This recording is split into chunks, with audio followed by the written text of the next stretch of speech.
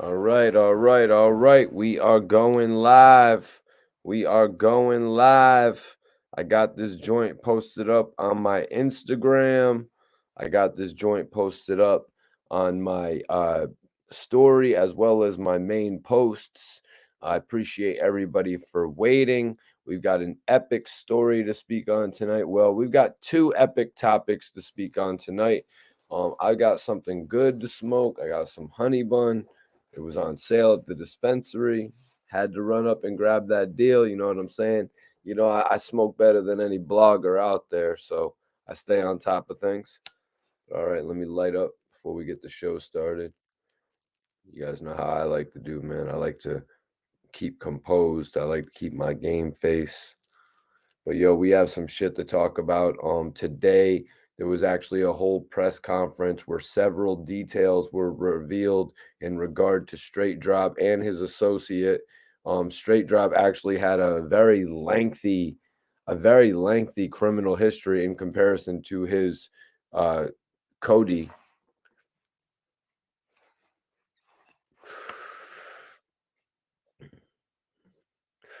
The Silverback is in the building. Definitely appreciate you, man.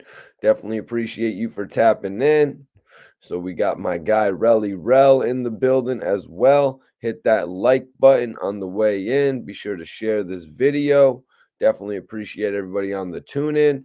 Marcus42 is in the building. That means Texas is in the building, you guys. Major salute to everybody tapping in from Texas. Hell, whatever state you're tapping in from, I appreciate it. I appreciate everybody tapping in, man. I love to keep these podcasts going. When there's news, we have to report on it. And we've got some crazy news to speak on today. Not only are we going to be doing a full recap of the press conference that that the people in Young Dolph's case were brought in on, but we're also going to be covering this new emerging or reignited beef when young boy NBA young boy, he set it off when he dropped this new track actually that we're going to talk about today. We're going to go over some of the lyrics from it. We're going to go over a lot of it today, you guys.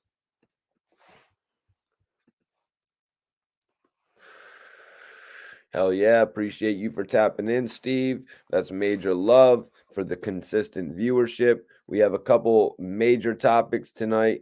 Eric Spencer, major salute to you. North Carolina is in the house. Be sure to hit that like button and share this video. We need as many people as we can get from North Carolina tuning into these videos. It's a state by state takeover, man. That's how you do it when you're on the independent market. John from Harlem. What's up, Big Harlem, man? You know what I'm saying? Big Harlem. I got love for Harlem. They call it the flyest borough. You know what I'm saying? That's where a lot of the swag be coming from Harlem, man. And I've actually interviewed a couple artists from out of the Harlem area. Jay Mills, Vado, a couple different cats from out of the Harlem area, man. I've been there a few different times. I've met Jim Jones, you know, that was in Miami. Never linked with Jones in Harlem.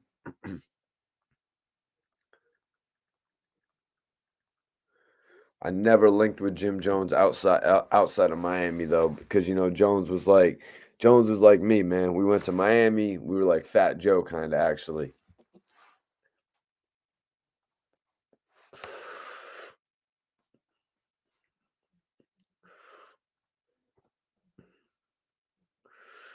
Promoters of Peace, New York City. Definitely appreciate you just tuning in, man. Definitely appreciate you just tuning in, bro. That's some love right there, man. Everybody share this video. We got some interesting topics to speak on tonight involving some of the hottest artists in the game. First of all, rest in peace to King Von. Rest in peace to Young Dolph, as they will be coming up in tonight's topics of discussion.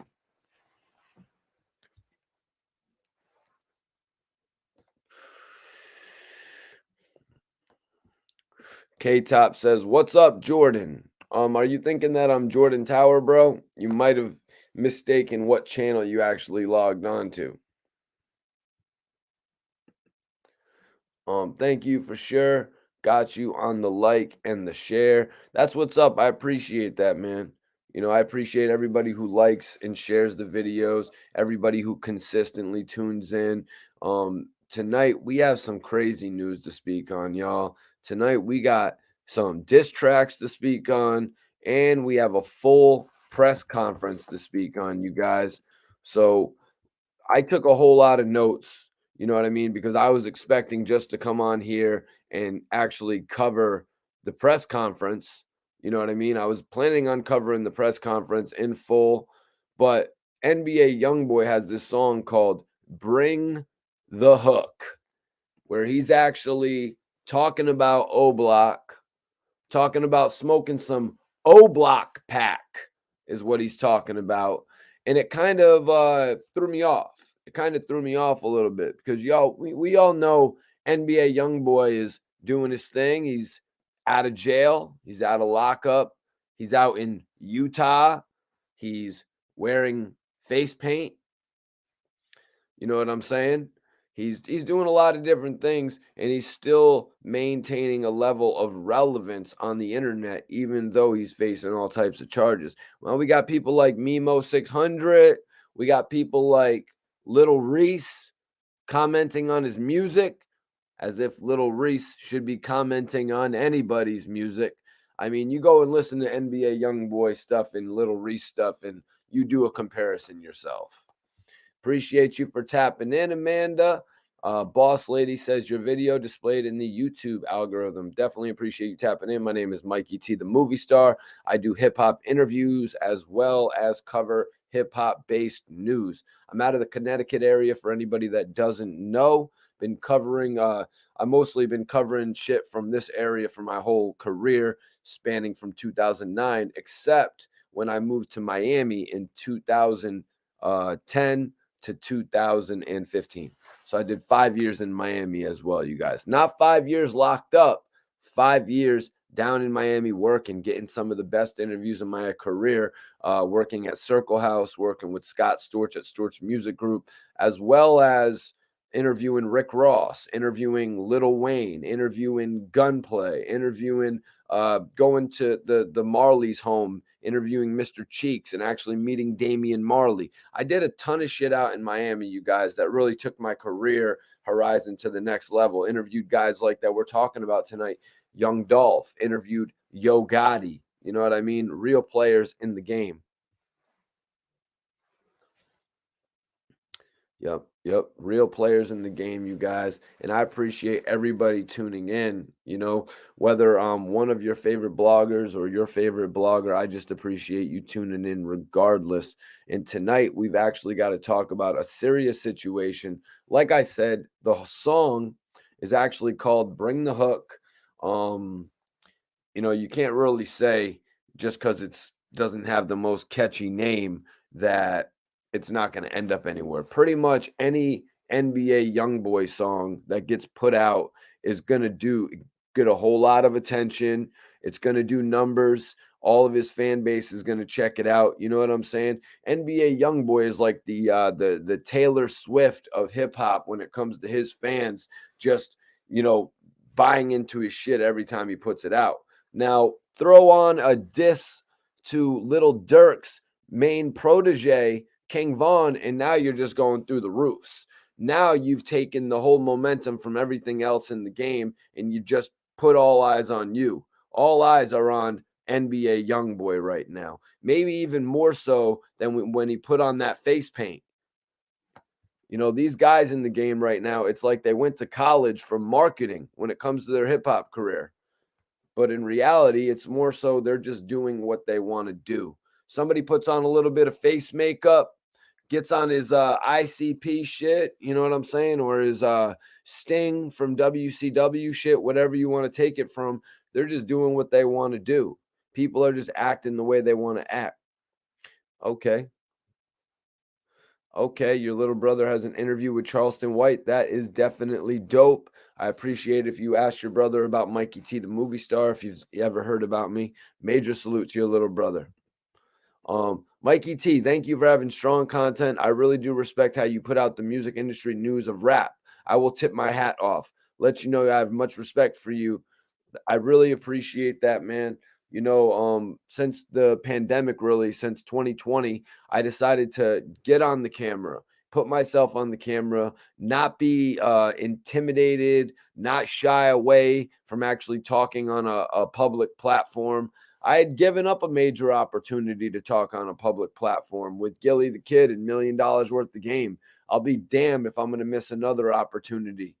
So that's why I'm here today, really. It just so happens that I've pretty much interviewed a who's who in the rap community. So I think it gives a little bit more emphasis on the way that I go into detail. Now, we're talking about Little Dirk tonight. We're talking about NBA Youngboy. Now, we've got the two figureheads of both of these cliques. You know what I'm saying? The figureheads of both of the cliques. And now it looks like they finally clashed. Earlier on, it was rumored and dispelled, which I'm going to go over tonight, that King Von and NBA Youngboy had problems. So if you look at that in comparison to Dirk and Youngboy, that is Dirk's protege. That is Dirk's second in command. Now, obviously, NBA Youngboy doesn't really have too many different artists built up. He had Quando Rondo, but we see what has happened to Quando Rondo in recent months. He's been shunned. He's been eliminated. He's, for a lack of a better term, he has been exiled from the hip hop community.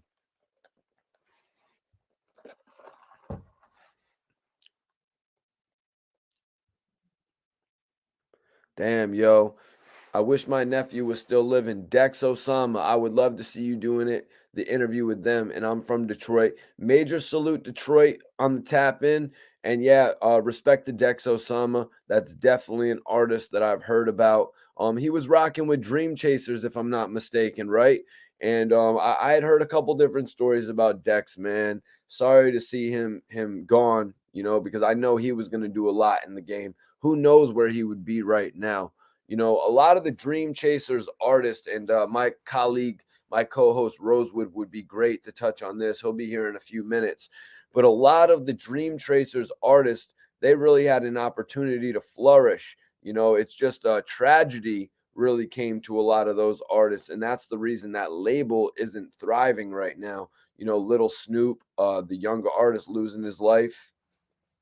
Hell yeah, you already know, K-Top. You already know. Mark Macker, Detroit said, "What up, though?" Major salute to Detroit. I actually just did an interview to wrap up 2021 with Royce the 5'9". One of my favorite interviews of 2021 right there, you guys. And he broke down a lot about the Detroit music scene for me. You know what I mean? Outside of Eminem and 8 Mile, you know what I mean? He tapped into the real ins and outs of the Detroit scene. If you haven't seen my interview with Royce the 5'9", just simply type it in, Royce the 5'9" and Mikey T, the movie star. You know what I'm saying?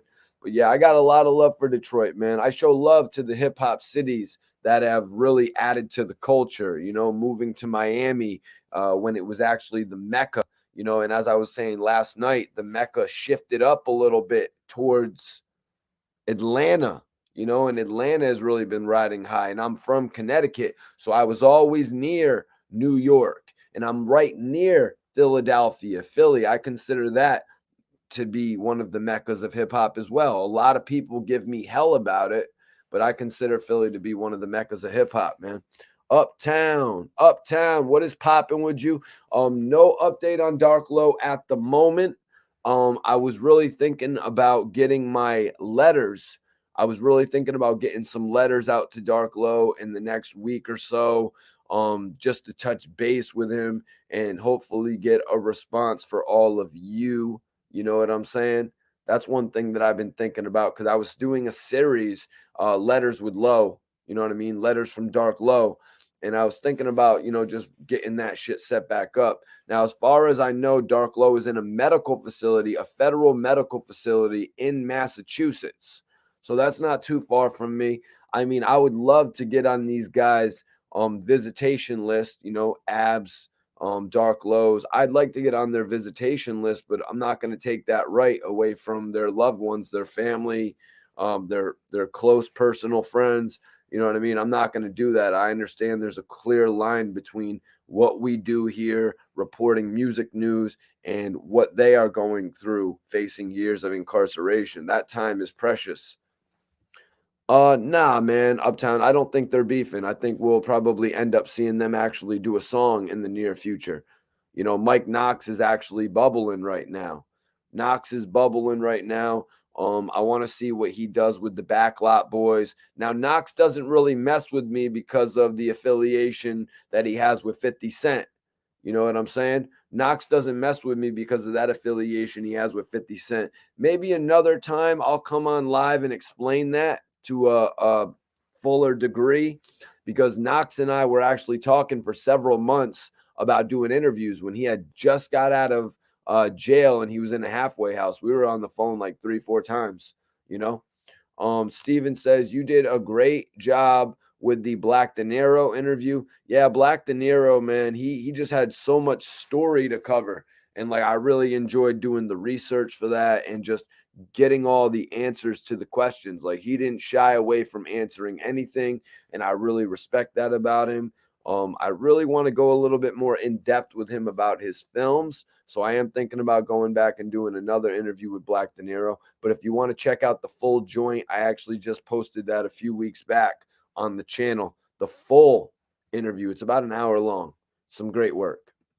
Saw your interviews with AR Rab. Powerful. Wish them brothers success in their journeys towards freedom. Appreciate you. Peace, NYC.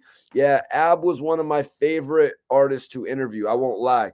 But in that same regard, I remember one time I was setting up to do an interview with AR Rab, and I actually heard him out of the side say, "Oh, Mikey T's here to do an interview. You know it's going to be good." And that interview that we did, actually ended up on MTV, you guys. MTV actually picked up our interview. So I've reached, some amazing heights with AR Rab. I've done some amazing things with other artists in interviews, landed on the cover of magazines, landed on World Star 3 or 4 times. That's what I look to do with my interviews. I look to achieve new ground with each interview. So interviewing Ab and then that ending up on MTV, MTV.com, you guys. That was a really big deal for me, man. I think that was one of the first times Ab had ever been put on an interview on MTV.com. I was really shocked. Man. Hell yeah. Salute to you, Schizo. Salute to you, Maybach Mel. Everybody go ahead and share this video. We're still on the pre-show. We got 2 amazing topics tonight. We're going into Little Dirk versus NBA Youngboy. We're talking about the full press conference. I've got full notes from the press conference, you guys. Full notes from the press conference. My man, he's from Uptown. Yep, and I know he's talking about Black De Niro. Yo, Uptown, give me your top 5 from Uptown rappers, man. Top 5 rappers from Uptown. Hit it in the chat and I'll read it out, bro. Mr. Lonzo, I appreciate you tapping in tonight, man. He said, my young boss, NBA Youngboy, pulled up a major move. What better way to kick up dust 2 days before his album comes out? Great marketing move. 3 platinum albums, back to back. And you know what, Mr. Lonzo? Add 1 more back since it's 3. Back to back to back. Yeah, man, genius. Like I said a little bit earlier, what did I say a little bit earlier? Were you tapped in, Lonzo? I said it's like NBA Youngboy is a marketing genius, the way that he's doing this. You know what I'm saying? Because look what it was before King Von's passing. There was the rumor of King Von dissing NBA Youngboy. I thought King Von might have been a little bit out of his league. We're going to get into that in a second because King Von pulled in the reins on that beef once he knew he was going to be a reputable artist. King Von pulled in the reins on that beef with NBA Youngboy once he realized that he was going to be able to sell records. King Von was in a position like Memo 600. He was in a position like Fredo Santana, RIP. He was in a position almost like Little Reese is in right now, where he kind of thought that he was going to have to use his notoriety for the headlines. You see what I'm saying? But King Von just before his passing, realized that his name was more than that. He realized that his name was going to actually be one that we all saw for the next several years. The kid moved units. He moved about 27,000 units in his first week. So I really should be saying he moved about 30,000 units in his first week. He knew he had a career. And that's why he told his girl, Asian doll, Asian the brat, whatever we're going to call her. We're going to get into her statement tonight, and we're going to get into King Von's statement in regard to the speculated beef with NBA Youngboy. But what I'm saying in regard to that is NBA Youngboy went from beefing with the protege to now beefing with the mainstay, beefing with the guy who just did an album that did numbers on its own, and he just did a second album, 2 albums in a year, you guys. The album with Little Baby. Mike G, appreciate you. Appreciate you tapping in, man. Appreciate you tapping in, man. What up? What up? What up? Appreciate you, Marcus. He said, shouts to you, Mikey T, the movie star. You're a real dude. Respect. Yeah, man, I'm coming on here and I'm just keeping it real. You know what I'm saying? This is the intro to the show, y'all. This is like the monologue. This is when the Jimmy Fallon or Jimmy Kimmel or you know what I'm saying? Any of those guys step up on the show and they talk to you at the beginning about everything that's coming, man. This is one of the most important parts of the show, y'all. This is going to be a great show tonight because we have 2 amazing topics. I've got some crazy notes about the young Dolph press conference, some information as to why Straight Drop was released so soon. Straight Drop got released 9 months into a 5-year sentence. And also, I've got some information as far as how many charges this guy has had. This guy, 23 years old, he has a laundry list of charges, and we're going to go over it all, man. Nutso, what's up? What's up? Yeah, I got some pre-ground right here, man. I picked up a couple of these, man, because they had it actually, the honey bun pre-ground from the cookie strand. So I had to grab it, man. You know what I'm saying? I hope y'all are digging the new set, man. I know we're on my East Coast cat, but we on them West Coast vibes. Death Row 30-year anniversary. You know, just keeping the vibes right, man. Okay, top five right here from Harlem. I'm thinking Cam, Mace, Big L, Black Rob. Top 4. Oh, Kumo D. Okay. Smoke something. Let me smoke something, yo.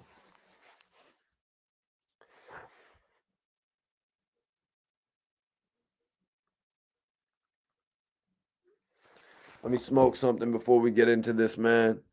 Everybody, appreciate y'all for tapping in. Hit that like button. Make sure you share this video. Mikey T, the movie star, back with the popular news. The most hated, yet anticipated. You know what they call me, man. The Bay Area, salute to the Bay. Where's everyone from? Come on, roll call. Roll call. Where's everyone from? Boss lady is from the Bay. We got the Bay in the building. Y'all know I'm from Connecticut. Y'all know I'm from Connecticut. CT, baby. Putting on for CT. Shout out to all the CT rappers as well. My brother RBH. Chris Webby putting on for Connecticut. Whole bunch of people putting on for Connecticut on the real. Everybody share this video. The hottest blogger, the king of the bloggers, your favorite blogger studied me. Your favorite blogger studied me. He studied the way I did it. You know what I'm saying? Salute Sean Cotton. Salute academics. You know what I'm saying? Salute Adam 22. Salute the big dogs in the game. Nori, Gilly, Joe Budden. Salute the big dogs in the game. You know what I'm saying? News and media. I've been doing this shit since 2009, though, you guys. I've been doing this shit since 2009, and I'm here on a major takeover. Everybody, we're doing a check-in. Where are you from? Where are you from? I want to know. Little ass Delaware. Well, little ass Delaware has the president of the United States right now. That's right, because the president of the United States is from little ass Delaware. Salute to little ass Delaware. Chi-Town, Windy City, Chicago in the building, baby. Major salute to you, Mr. Lonzo, for staying tapped in and actually, going back and forth, putting up some questions, putting up some thoughts and comments. That's what's the most important thing on a live podcast like this. Orange Circle, Dwight. Dwight, where's Orange Circle, baby? Where you coming from, man? Orange Circle sounds lit, though. I ain't gonna lie, man.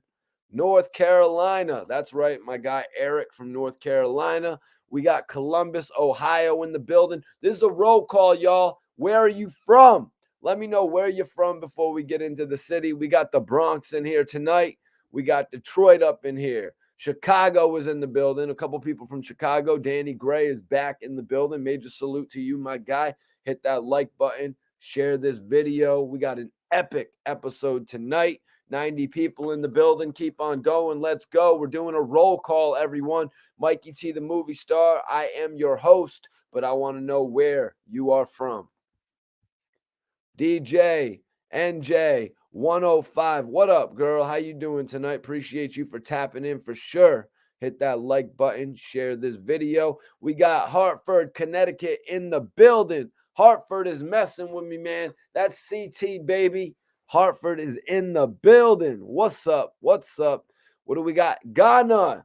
Ghana is in the building. The home country of Kofi Kingston. Chicago. Brooklyn. That's what's up. North Carolina. We got some more people from North Carolina in here, man. I appreciate all the love. I am Mikey T, the movie star. But you know what? You already know that, man. Tonight's episode is about to be lit, man. We got the people. The burner. What up, Mikey? Yayo in the biddy. So that means Miami is in this bitch right now. I'm just waiting on my co-host, Rosewood, but we're doing a roll call. So this time is yours, y'all. This is your time. I want to know what cities are tapping in right now. I'm in Connecticut, but you know what, man? I'm on the border of Rhode Island as well. If we got anybody tapped in from Rhode Island, DC is in the building. Appreciate you for tapping in, Flair. That's love, man. Blackheart. New Orleans is in the building. Hell yeah, man. Lakewood, New Jersey. Hell yeah. You don't want to get caught in New Jersey with some bud, but New Jersey is cool. They got a couple rappers out there. Sue Surf. They got the comedian Fatboy SSC. And DJ NJ105. Are you feeling skinny from the 9? Let me know. BDN, Andre, you're going to have to let me know what BDN stands for, my brother. Kansas is in the building. George Rogers, salute to you, man. Hit that like button. Share this video. We're going to get started on this live video momentarily. But right now, I'm shouting out the audience. Why? Because I got love for y'all, man. Georgia, the G State. The G State is in the building. I did not know they called Georgia the G State. Bonds is going to have to let me know if that's actually accurate. Did not know they called it the G State. The G State, though, that sounds kind of cool. I'm not going to lie. That sounds kind of cool. Sort of like when I was asking the guys if 50 Cent named G Unit after the Flavor Unit. But I'm not going to go there, y'all. I'm not going to go there, to be honest with you. Shout out to Brazil. Man, if we got Brazil on the tap in right now, I will just shit my pants. Don't even tell me Brazil's on the tap in right now. Much love to Brazil. That was a crazy video that just popped up on World Store, though. Am I right? With that whole cliff just falling down when everybody was partying in the boat. Everybody share this video, man. We got Kansas in the video. Kansas in the building, excuse me. Before we get started tonight, I'm doing a roll call. Everybody let me know what city you're tapped in from. Let me know what city you are tapped in from. Oh, DJ NJ says that she messes with Skinny from the 9. All right, that's what's up. Skinny from the 9 has a new bud out. Miami is in the building. DeBerna, major salute, major salute. Orange Circle is in Connecticut. Ostomer Circle, was that Orange Circle? Orange Circle is in Connecticut. Never heard of it, bro. Never heard of it. Off bat, we riding with Youngboy. Ooh, wait till what you hear me break down some of these lyrics, man. Man, NBA Youngboy is going at these cats. You know what I'm saying? I remember one time I said something about smoking on some pack. I got like 30 hate messages. So, NBA Youngboy is probably catching a lot of flack right now from putting out this, his feelings about Dirk, about O Block. He's probably catching some flack, but the thing is, he's catching so many views. Maybe 50, 100 people, even if 1,000 people are hating on NBA Youngboy right now for dissing their favorite rapper. You know what I mean? Their favorite MC. Youngboy is still racking up the streams. Just like one of my guys was in here saying earlier, Youngboy is using this as a marketing opportunity. He's using it as a marketing opportunity. And now Little Dirk responds, and we're going to get into Little Dirk's response a little bit later, where somebody was called a bitch. That just, how much more ammunition does that give Youngboy? If he comes out with something going directly at Little Dirk because he got called a bitch, if that was for him, imagine how the internet's going to explode. Imagine how the internet's going to explode. Bay Area, yo, Manny D, what's popping with you? Doing a little roll call right now. Everybody, let me know what city you're tapped in from. I am your host, Mikey T, the movie star. We've got a dope episode for everybody tonight. We're talking about two topics. We're speaking on Youngboy and Little Dirk, a diss record that has just come out that is going to pretty much reignite this whole rivalry that had been simmered, a rivalry that had been extinguished. But we also have a full breakdown of the press conference that went on today involving the main suspect in Young Dolph's case. And I'm talking about Straight Drop. But I'm your host, Mikey T, the movie star. I appreciate everybody for tapping in. Do me a favor, hit that like button and share this video. We got over 100 people in here, but let's share the video, man. I am the voice of hip hop. Little Dirk calls himself the voice. I'm the voice. I'm the voice of the voiceless. I'm pretty sure that's a coin that Arab term. I'm pretty sure that's a phrase that Arab coined for me. The voice of the voiceless. We got a dope episode tonight. Steven says he is from Waterbury, Connecticut. Okay, Waterbury is in the building. That's great to see. G State, New Jersey. You mean the Garden State, right? It is the Garden State.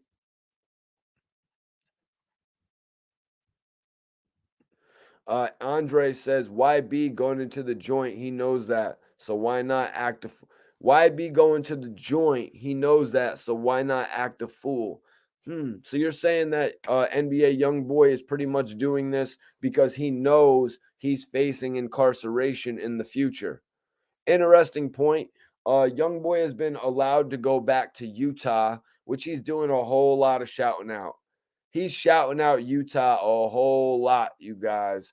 So is he going back to jail? I don't know. I can't say that. I mean, Memo 600 is calling him an informant.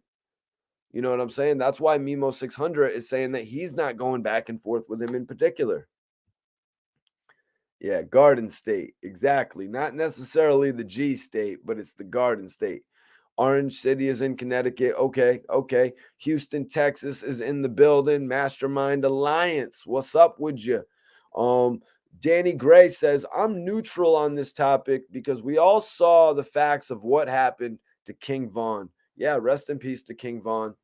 I said that at the beginning of the video. We're going to be speaking on two lost legends in reality to a lot of us, Young Dolph and King Von. We're going to be talking about them tonight. Both stories actually involve them. Carla says, King Von, I'm riding with. And Carla, a lot of people would agree with that. If you noticed, Quando Rondo lost all of his popularity after that incident. Quando Rondo lost all of his popularity after that incident. His shows kind of ran dry. He shouldn't have been trying to do all those shows right after the incident. But even a year later, his shows were still running dry. We waiting on 100 hundredths. We waiting on 100 thumbs before we get to the main topic. I like that, Rose. I like that, Iceberg. We're waiting on 100 thumbs up. 100 thumbs up before we get to the topics, guys. So everybody in the building, hit your thumbs up right now. We got 47 thumbs up. Let's get 100 thumbs up, and we're going to get to the first topic, which is this diss track released by Youngboy, y'all. NBA Youngboy just released a diss track. It's called Bring the Hook. So everybody in here right now, run them likes up.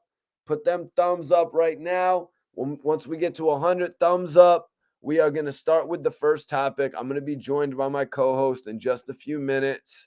It's pretty evident we have a lot of people from all over the country tuned in. I appreciate everybody from all the different cities. You know what I mean? All the different states tapped in. We got 100 people in here right now. So whether you're on a phone, if you're on your computer, if you're on your wifey's iPad, hit that like button. And we are going to get started with the first topic, which is the NBA diss record. And I'm going over some of the lyrics. I'm going over some of the responses as well. I am your host, Mikey T, the movie star. You know what they say about Mikey T, man. Well, at least what Ja Rule said about me was that I was a crazy dude. That's what Ja Rule had to say about me.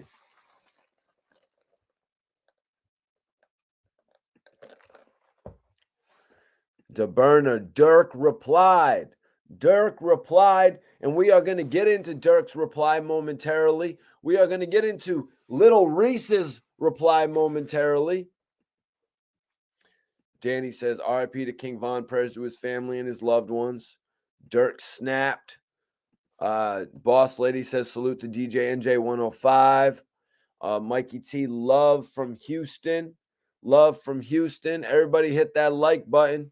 We're at 62. We're at 62 likes. Let's go. We need 40 more likes. Slauson boy tapping in. That's a good rap name, man. You might want to use that as a rap name, Slauson boy. I'm going to use that one if you don't. I'm going to come out in the game. They're going to be like, yo, Slauson boy is lit, man. South Central Los Angeles, G-Boys in the building. Damn, we done connected with South Central Los Angeles. We done connected with the Vatos Locos out there. You know what I'm saying? We done connected with the essays out in South Central LA. You dig? Hell yeah, man. Salute to you for tapping in from Los Angeles, man. That's love. I'm going to be out there when I make it out there. I'm not rushing anything, though. Odale! Hell yeah. Salute Ty Jones. A-Wax, salute to you, man. Appreciate y'all for tapping in. We're going to get started on the topics in just a second, man. What up, Mikey T? Mikey T, oh, appreciate you, bro. Appreciate you, G-Boys. Connecticut, J. Billy. J. Billy, do you have a picture of your girls? I'm not, oh my God. What the hell, man? Come on, dog. Dude said he was from CT to get me to throw the pick up. East Side, Detroit. What up, baby?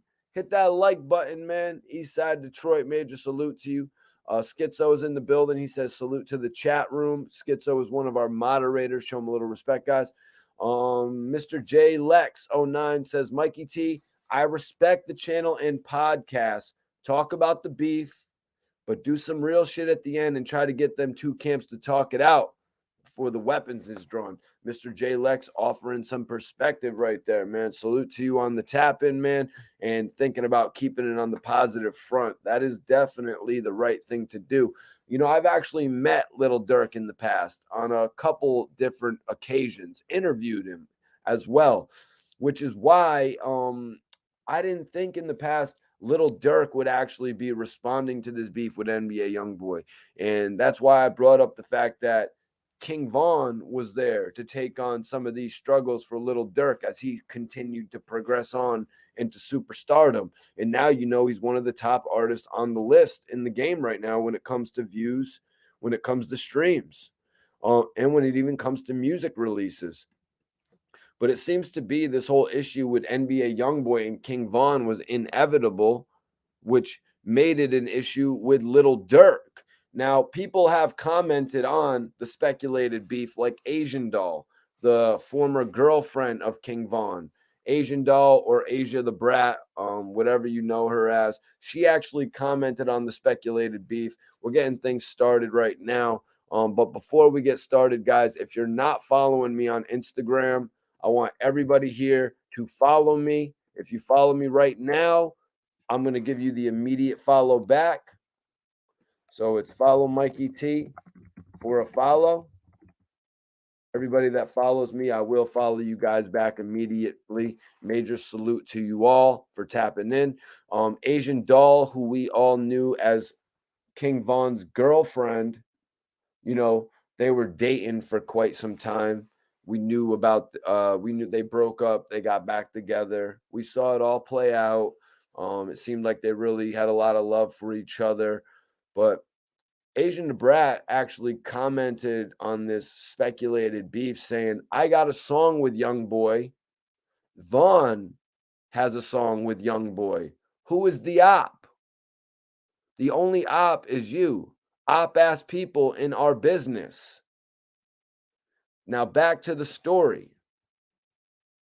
This dude is talking about ops. That ain't even his ops. Get your clown ass on. You don't even think about what you're talking about. That's how y'all know y'all just talking. Y'all making up all this shit in y'all heads because that shit sounds good and that shit looks good, but it ain't that. Now, guys, somebody in the chat explain to me how it looks good, how it actually looks good for King Von to be beefing with NBA Youngboy. Let me see how I would respond to that. How does it look good? Because at the time, as I said earlier, you weren't really sure if King Von was going to take off. At the time, it really wasn't 100% that Von was going to get all the bookings that he ended up getting. It wasn't a guarantee that Crazy Story was going to hit like it did. You know what I mean? It was not a guarantee that this guy who was rolling around with Little Dirk, going on the Breakfast Club and getting on a song or two, appearing on a mixtape, it was not guaranteed that he was going to blow up. So that's why it looks good. Keeping your name out there with all the beef, it looks good when your name is still in the headlines. That's what I think Asian Doll is referring to. The fact that a lot of the media outlets would try to keep this shit going just because it's the only thing they had to report about King Von at the time. Von was on his way to becoming a superstar, though, and I think the beef is something that he would leave behind when it came to being a tactic of promoting his music. The music spoke for itself. You know, when the music speaks for itself, you don't need to have all of these subplots. You don't need to have every other idea to market the material. You know what I'm saying? Like, sort of like what they're saying is going on with Roddy Ricch right now, you know, or sort of like the homie said about NBA Youngboy putting out this to sell his album, to generate more interest in his album. You know what I'm saying? Things like that. Things like that. Drake rapped about it. You know, what did he say? He said, I remember a day when you didn't have to reach to sell their records. I remember the day when rappers didn't have to reach to sell their records.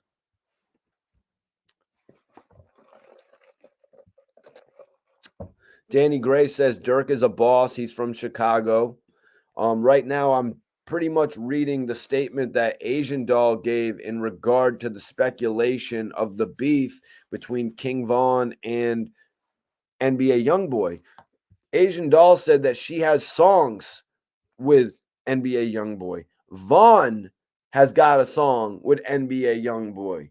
She really wanted to clear up any speculation out there. You know, they talk about how so many writers made so much of a name off of the East Coast and the West Coast rivalry. You know, that's what a lot of writers are doing this day and age. They're trying to get their name off of the speculation of beef between these type of artists. And it's just crazy when you got a main person that's involved with all of them, like Asian Doll actually saying this, and they still push forward as though there's a beef. But I mean, look what has come to be. months later, or more than months later, you know what I'm saying? Over a year later, NBA Youngboy seems to be taking shots, and we're going to get into this. But King Von even denied the beef, saying it was the internet. You know, he says they'll try to make it like that because it's the internet. You feel what I'm saying? And this was revealed just days or a day, a single day before Von's passing. I remember that. I remember reading several articles about King Von where Von was actually denying King Von was denying that a beef existed with him and NBA Youngboy. Maybe there was a couple subs, but I think King Von had moved on. I think King Von got word of the projections of his album and he said, damn.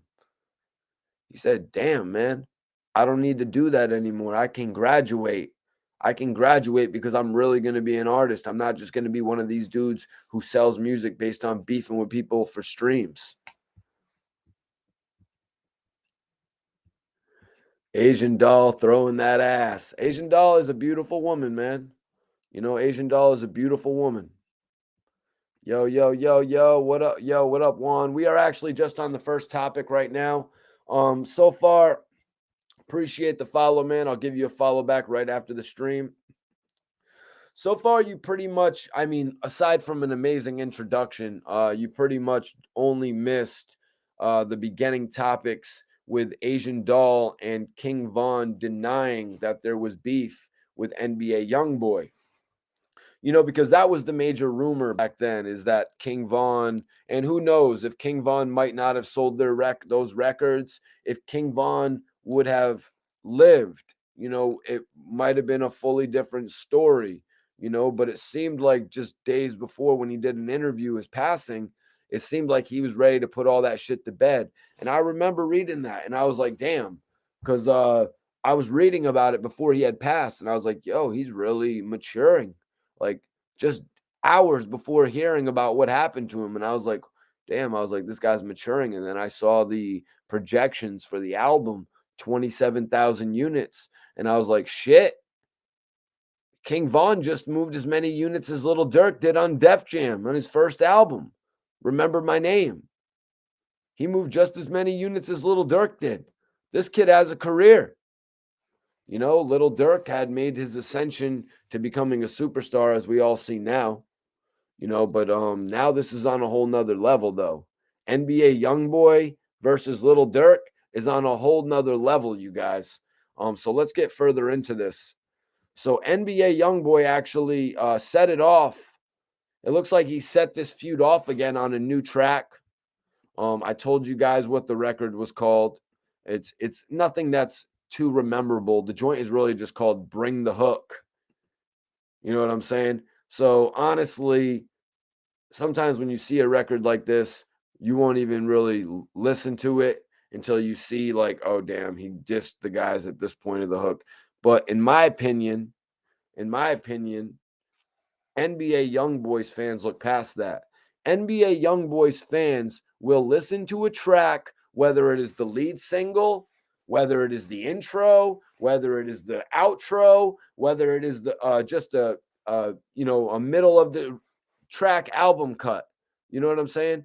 NBA Youngboy fans take his music to a different degree.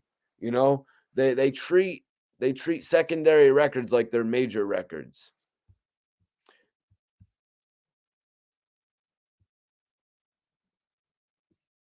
Big facts, big facts, big facts. What up, would you, man?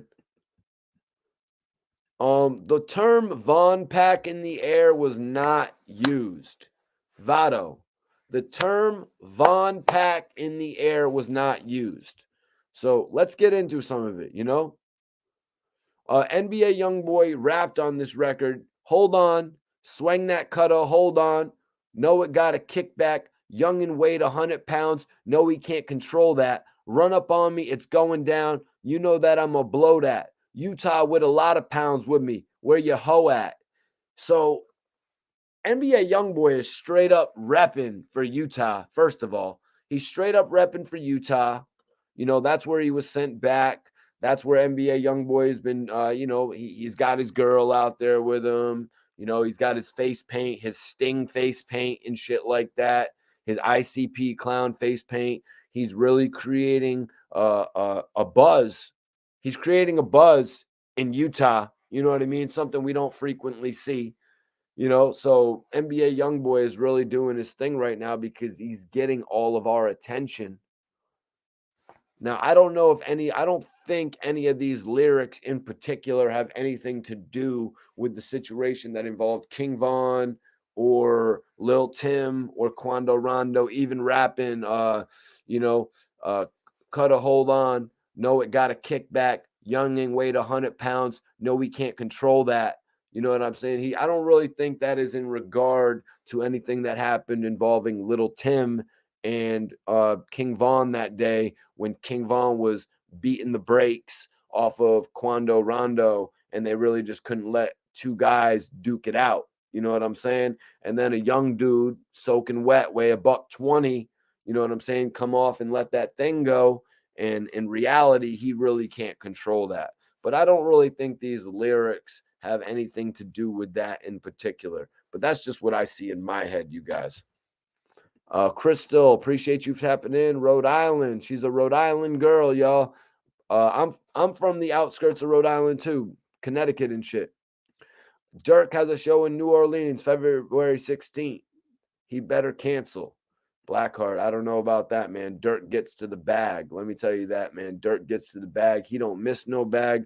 And plus, NBA Youngboy is out in Utah right now, even going as far to rap about it so much, saying Utah with a lot of pounds.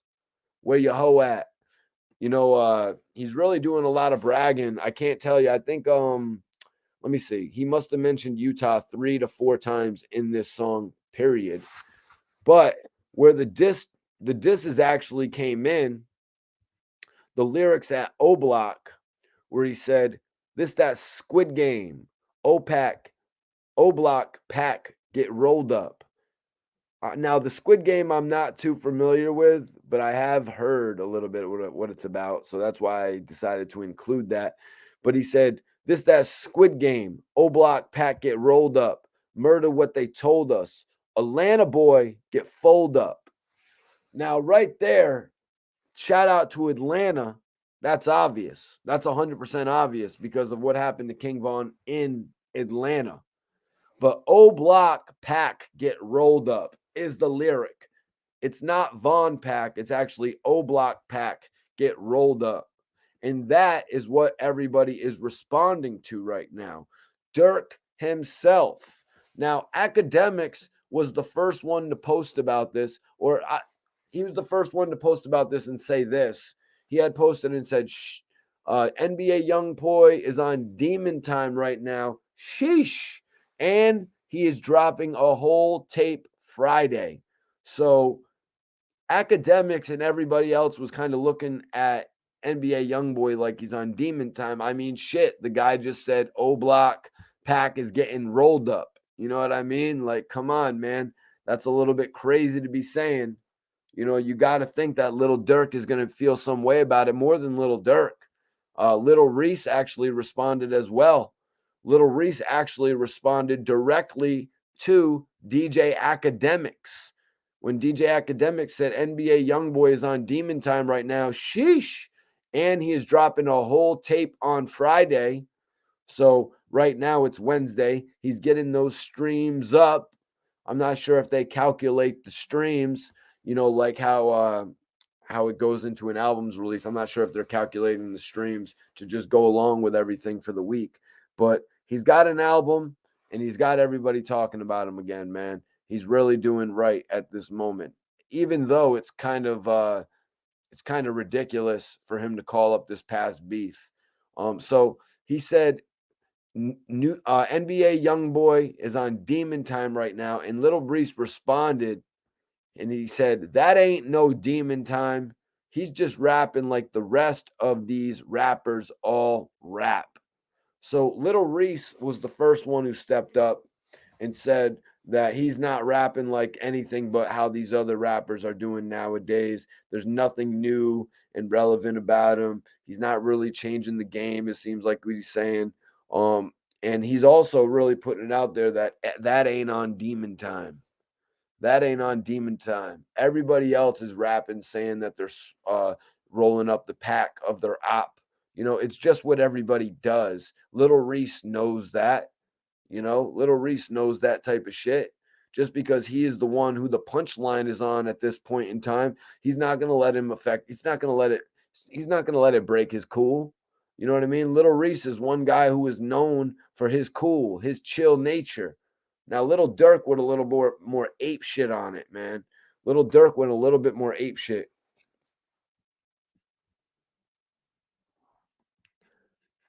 Dude logs in for 3 minutes trying to tell me what it is. Dirk is a Libra, man. Best believe he about to get his bag. Yeah, there's no way in hell. There's no way in hell Little Dirk is going to miss that bag. He's probably getting paid 50, 60 G's, if not more.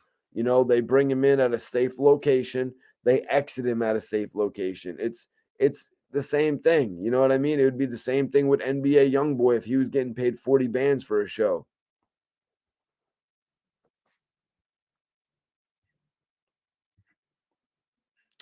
Danny Gray says NBA Youngboy paints his nails. Can't knock the hustle, but ain't no beef. Don't forget they will lock him back up.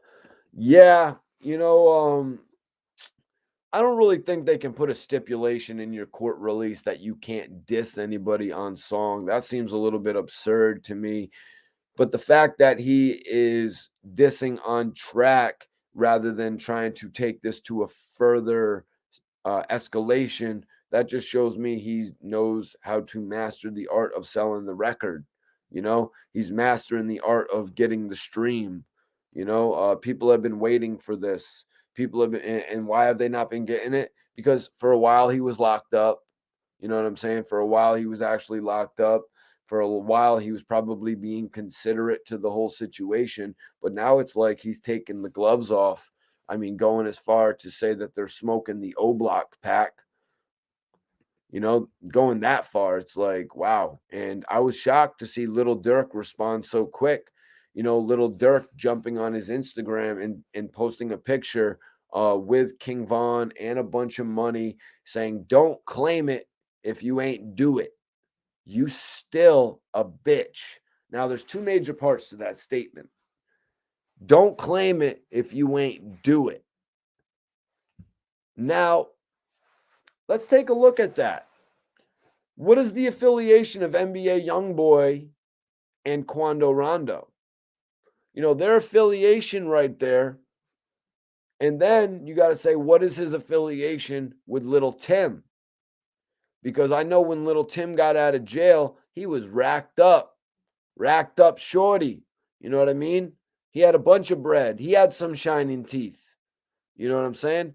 So for Dirk to say that first line about don't claim it if you ain't do it, that's like Dirk needs to really evaluate this situation. I do believe they all come from the same tree. They all come from the same tree of, groups. Quando Rondo was affiliated with NBA Youngboy, So moving on, Little Dirk said, you still a bitch. You still a bitch. So Dirk has considered him to be a bitch for quite some time, that means. Did they have some sort of an altercation where Dirk, actually Mr. Lonzo says Quando is his artist, which has a major deal with Motown. Yeah, you see, you got to just put two and two together, and Little Tim was his underboss.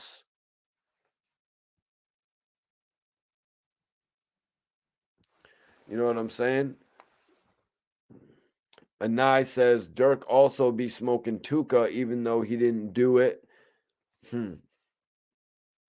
Yeah, a lot of people will say it because it's like the phase. It's like the fad, you know what I mean? It's like the thing that all the young guys are saying, you know what I mean? It's like the newest way to diss somebody, to make somebody feel like shit, That it's kind of like the new way of getting at somebody, man.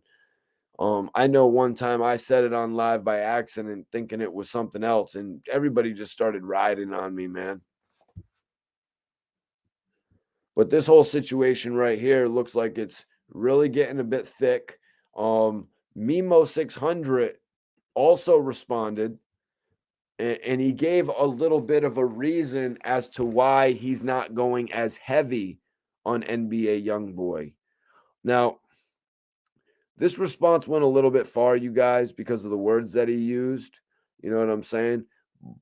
But I'm only saying that because I'm a fan of NBA Youngboy. You know what I mean? I'm not saying I wouldn't be a fan of somebody if they were an informant, but because that's just kind of sounds like an asshole thing to do. Saying, um, now in saying that, I wasn't really a fan of that other informant before he started informing. But Memo said, "Dude is fresh out the feds. That's why I ain't arguing with buddies. Informant ass."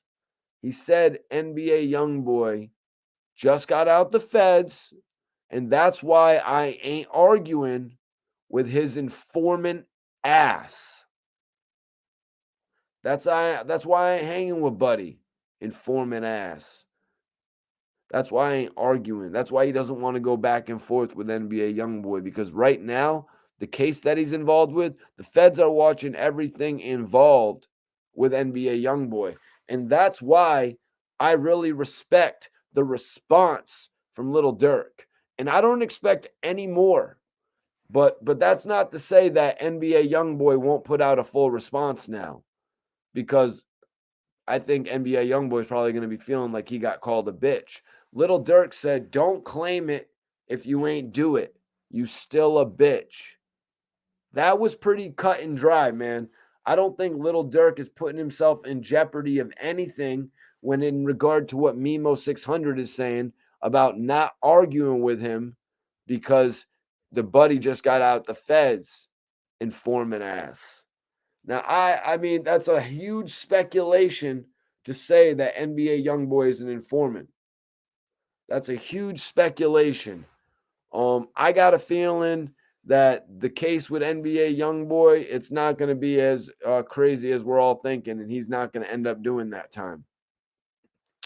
And Mr. Lonzo says Memo 600 can't even be taken serious. He ain't even OTF now. He back on the wagon. Well, bro, Memo 600 is actually doing management with Whack 100 at this point. So he is trying to branch himself out as an artist. Money Loke channel, Mikey T, your show is hella smooth. I appreciate that, man. I appreciate that for real. For real, for real. Memo is YB's biggest fan, to be honest. Anai Taylor says, interesting you say that, man. You know, sometimes guys are fans of these artists, but once they get locked up and they come out under strange circumstances, they definitely pull back. You know what I mean? They definitely pull back in certain situations. And speaking of that, Straight Drop is much more of a rat. He's much more of a rat than we all expected. I'm about to get into all of this guy's charges in just a few minutes, man. That's what I was saying, Mikey. He's on house arrest. So Max, you're saying that Youngboy is better than Little Dirk. I want to know, what does everyone think in here? Youngboy or Little Dirk? Who does everybody like more, Youngboy or Little Dirk? What do y'all personally think? I mean, myself, maybe I'm a little biased in the fact that I've interviewed Little Dirk and I've watched Little Dirk's career a little bit more close. I say Little Dirk is definitely my favorite of the two. Demetrius, what's poppin'? Chicago, salute. Brandon says neither. Deshaun says young boy. Silverback says young boy. Lonzo, Blackheart says young boy. Carla says Dirk. All right, all right. Rashad says Dirk. Felix says Dirk.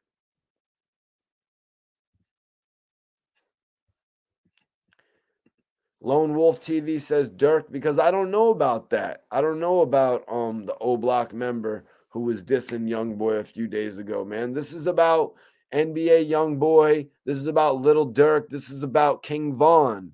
You know what I'm saying? We're not talking about that, man. Jennifer, appreciate you for tapping in. What crazy stuff is happening now? Little Dirk is better. What's everybody thinking here? Dirk or NBA Youngboy? I'm taking Dirk just because of how much more I've witnessed his career. You know, I've been watching his career since the early days before he dropped his first album. NBA Youngboy, I saw his career early on too. You know, when he first got that World Star video that said he was actually involved in a murder case. Yeah, I've been watching NBA Youngboy shit too, man. But personally, I got more. Yeah, because Dirk's first record was "This Ain't What You Want," and that wasn't the one, you know. But he still worked that. He still went to all the clubs. Shout out to Zoe. She brought him to all the clubs in Miami. And Chino, R.I.P. Chino. Steven says Little Dirk is the GOAT. Danny says he's got 500 on Little Dirk all day if it was a versus battle. I agree with you, man. I'm taking Little Dirk, man. Yeah, Carla. There was a couple songs that they said that Carla says we heard the song with Asia and YB, but we never heard the King Von and YB song.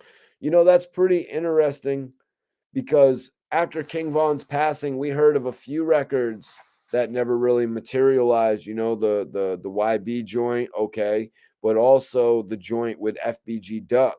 You know, we had heard about a record between them as well, and you know, maybe sometimes shit happens, man. A lot of material gets lost up in the system.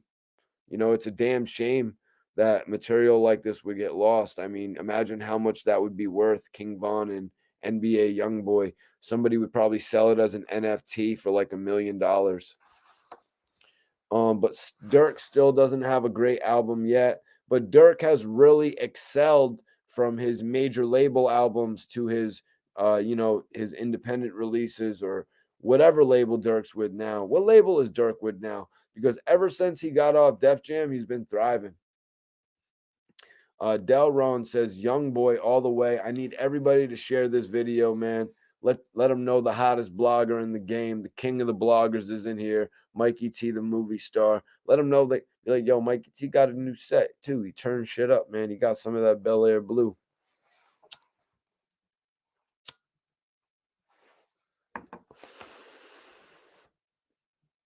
Danny says, NBA Youngboy's catalog is full of angry rhymes. Dirk got clubhouse bangers. B More says, "Free the men." That's damn right. Free the men. Movani, Sheriff, appreciate you for tapping in.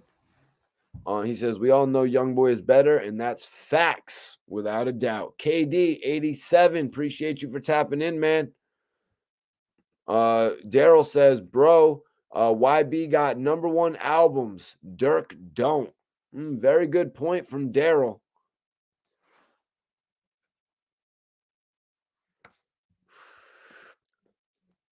Wow.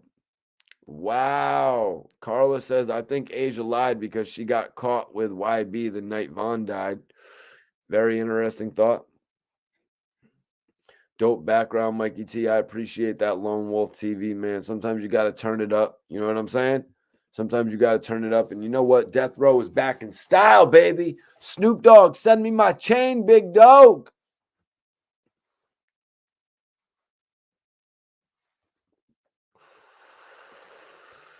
Straight facts. What's good? Well, I'm just taking a little smoke break before we get to the next video, the next topic. Everybody hit that like button. We got 120 people in here. Hit that like button. I want to get the likes up to 100 right now. Show me some love, y'all. Show me some love. If you got love for the channel, hit that like button. Let's get that shit up to 100. Let me see right here. Danny mad because Chicago bumping Youngboy heavy. Salute from London. Salute to London, UK tapping in. You know, I'm your host, Mikey T, the movie star. Pool Hooks. Thank you, Jen. I appreciate you.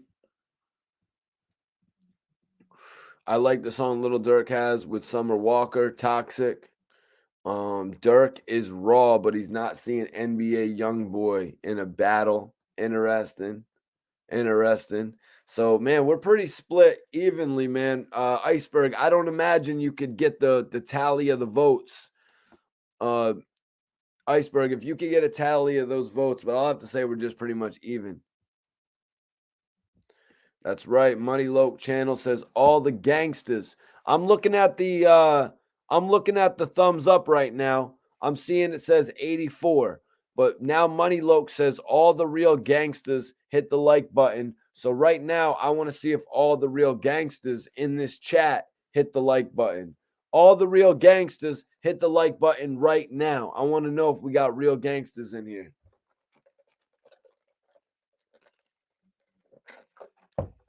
All right, we got two. We got two real G's in here. All right, so that went up to 86. We only got two real G's in here. Everybody in here that's a real gangster, hit that like button. If you're a real gangster and you're in this chat, hit that like button. There we go. There we go. If you're a real gangster, though, like I want to know if you're a real OG. If you're a young G, hit it too. If you're not, don't hit it. But also the beautiful ladies could hit it too, unless you already did. I know the ladies are usually really respectful about that, but I've been noticing we've been having a little bit. All right, so we got 95 likes right now. I want to know if we got a beautiful lady in here. If we got the beautiful ladies in here. Right now, it's the time for you to hit the like button. All the beautiful ladies, hit the like button right now. I'm looking to see who hits it.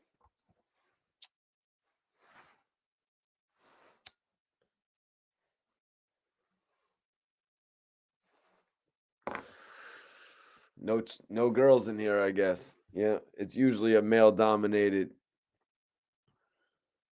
in here.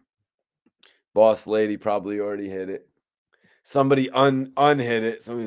Somebody unhit it.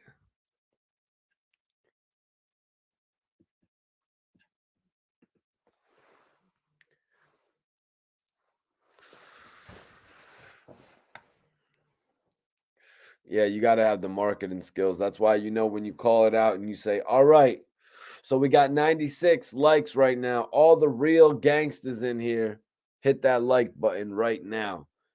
We got 96 likes in here. All the real, if there's any real gangsters in here, hit that like button.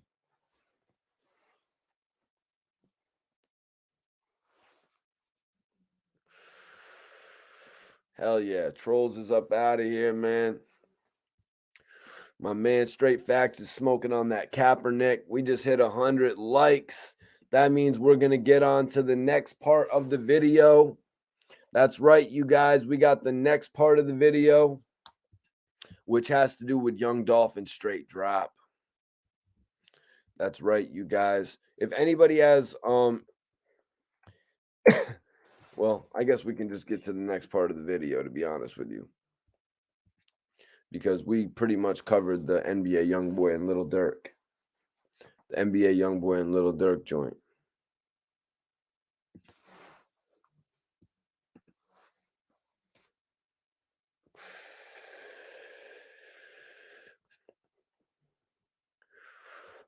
Appreciate everybody. What's everyone smoking? What's everyone smoking, man?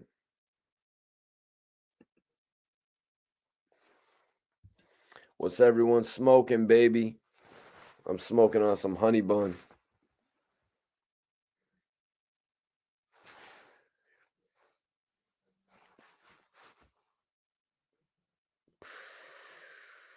This shit is lit.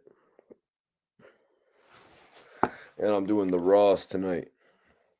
Appreciate everybody joining the show, though. I am your host, Mikey T, the movie star. You can see my Instagram is pinned up right now, you guys. My Instagram is pinned. If you want to follow me, I will follow you back immediately. Daryl is smoking on that Larry Bird. Yo, Daryl, how do you compare the Larry Bird to the Gary Payton, bro? If you've had the Gary, because I recently had the Larry Bird as well. Interesting to hear your thoughts, though. Felix said he's on that sour all day. Yeah, man, I have a guy that has sour usually, and I love buying sour, man. O, half O, you know what I'm saying? I usually love buying sour. But with the dispensary, I usually grab the cookies nowadays. Like I just showed everybody, this is what I'm on right now. I'm on that honey bun pre-ground. It's 21%. It was only $72 for a half ounce of this shit. Whereas half ounce of the half ounce of the buds would have actually been $230. So it makes no sense. Because what do we do with the buds anyways? We grind them up, right? Leon, excuse me, bro, says he's smoking that Blueberry. I'm not too sure what that is, bro. Smoking on that Chem Dog. Hell yeah, man. Gotta love some Chem Dog, man. Chem Dog is actually a mixture of OG Kush and Sour Diesel. I'm big into Chem Dog. A little bit better than Chem Dog, though. Skywalker. That Skywalker is definitely better than Chem Dog because you've just got the best. It's not the best of both worlds. It is just the best. What do you got, man? The Platinum Kush? What do you got? Some Platinum Kush? Is it Platinum Cookies? Let us know, Blackheart, man. Don't keep us in the dark, man. Danny Gray says, hit that like button. All right. Guys, if you're smoking that good weed, if right now you're smoking that good weed, we got 108 people. If you're smoking that good weed, hit the like button right now. My man said he's smoking a blunt of Zola. I don't know what that is, bro. Zola. Can I look it up? I'll do it later. Larry Bird is better. I actually got the Larry Bird and I was very disappointed with it. But I was also smoking it when I had COVID. You know what I'm saying? I was also smoking it when I had COVID. And Moon Rock. Okay. But Moon Rock isn't really a bud. Moon Rock is more like it's something that you crinkle over your bud, right? So that's why I never bought Moon Rock because I don't like buying shit. I don't really like buying shit that I just put on my bud. Like that's not what I'm all about. I like buying bud, not like you know what I mean? It's like a little sprinkle it on your bud type shit. Daryl said he had both, but he's taken the Larry over the Gary Payton. What was the price difference between them?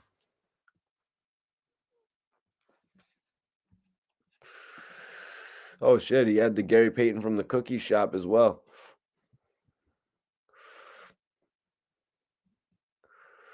Ooh, Mr. Lonzo, can you save that comment, bro, for when we get into the topic? Mr. Lonzo, you smoking right now, bro? Save that. That's a great. Yeah, $72 for this half O, but it is pre-ground. You know what I'm saying? I grabbed two though. I ain't a dumbass.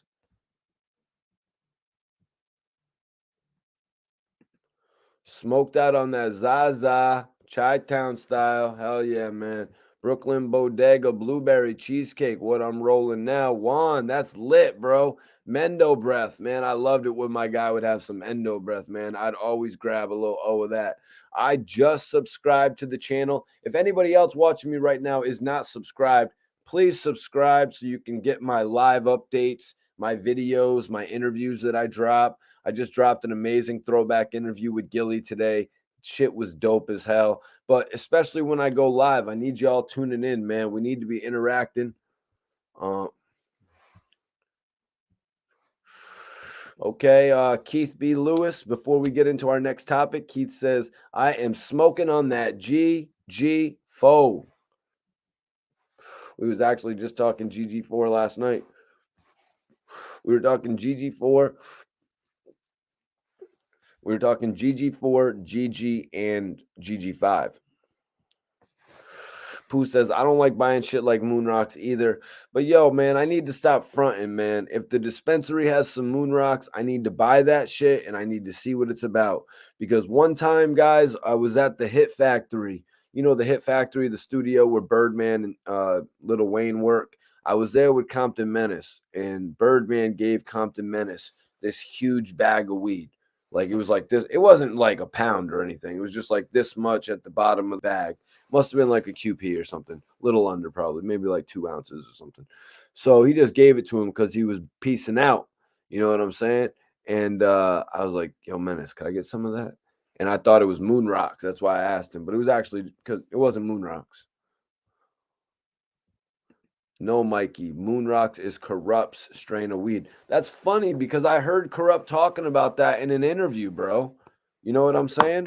But I didn't know what the hell he was talking about just because I've been totally thrown off about what Moon Rocks is. Like, I'm not the type of bull that goes and buys the $60 gram. You know what I'm saying?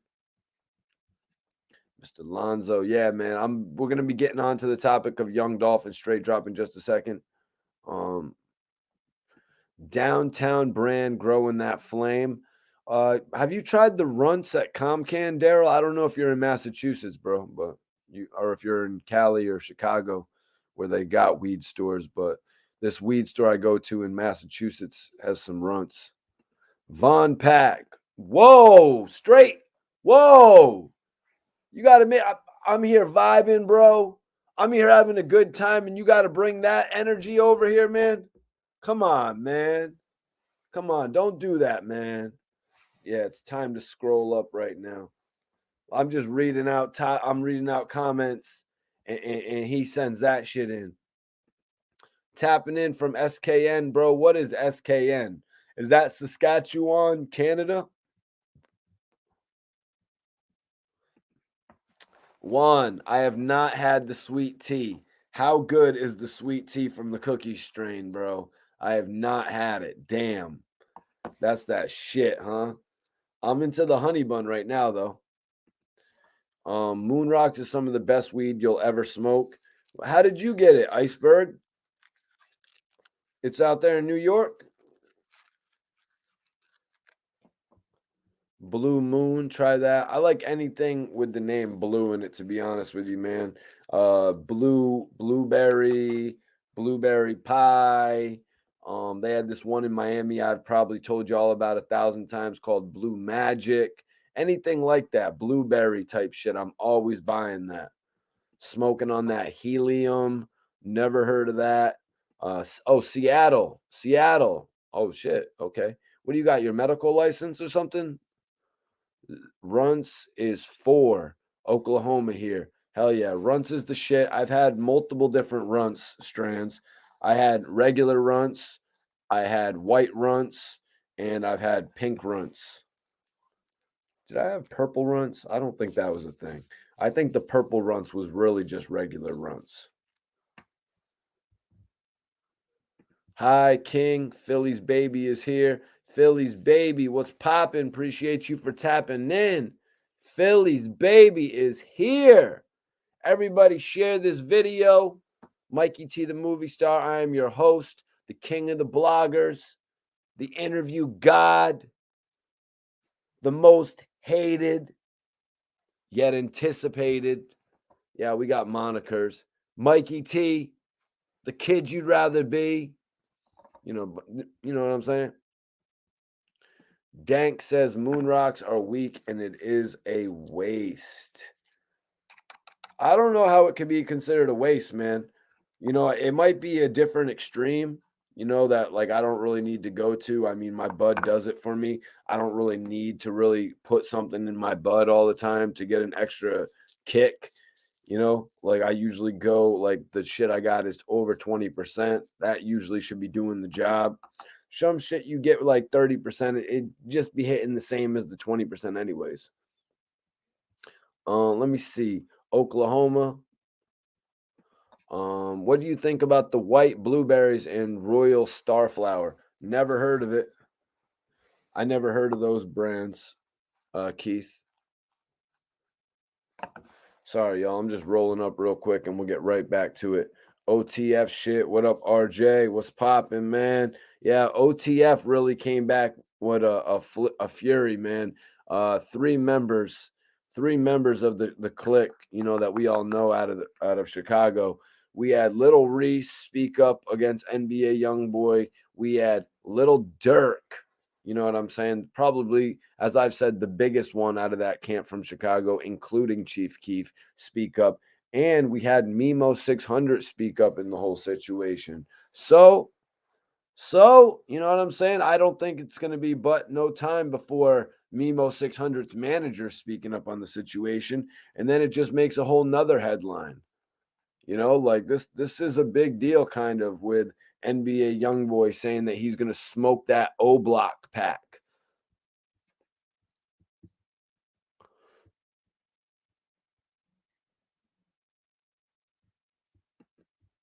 Yeah, I got to try it, man. Pasadena, Pasadena, California. I'm just waiting for that call to come in. When they call me one day and they're like, "Is this Mikey T?" Yes. Mikey T, the movie star? Yes. Okay, we need you in Pasadena, California. When? We need you here tomorrow. All right. Cash App me $30,000. No, not Cash App. Zell me $30,000.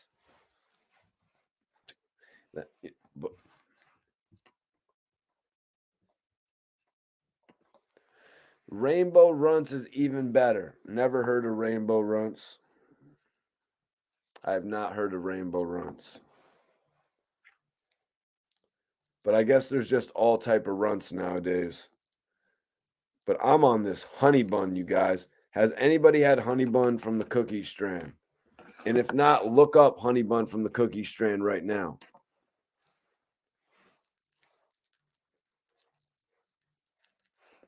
Yeah. Okay, hold up. Let me put this charge in real quick. Let me put this charge in, and we can get to our next topic, you guys.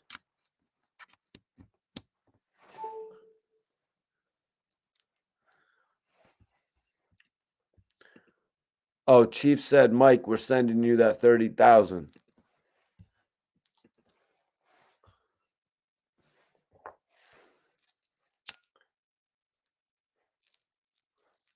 Let me light this shit up. Share this video, everyone. We're about to get into our next topic. The show is not over. You know how my podcasts are. My shit's like a real podcast. This shit really goes.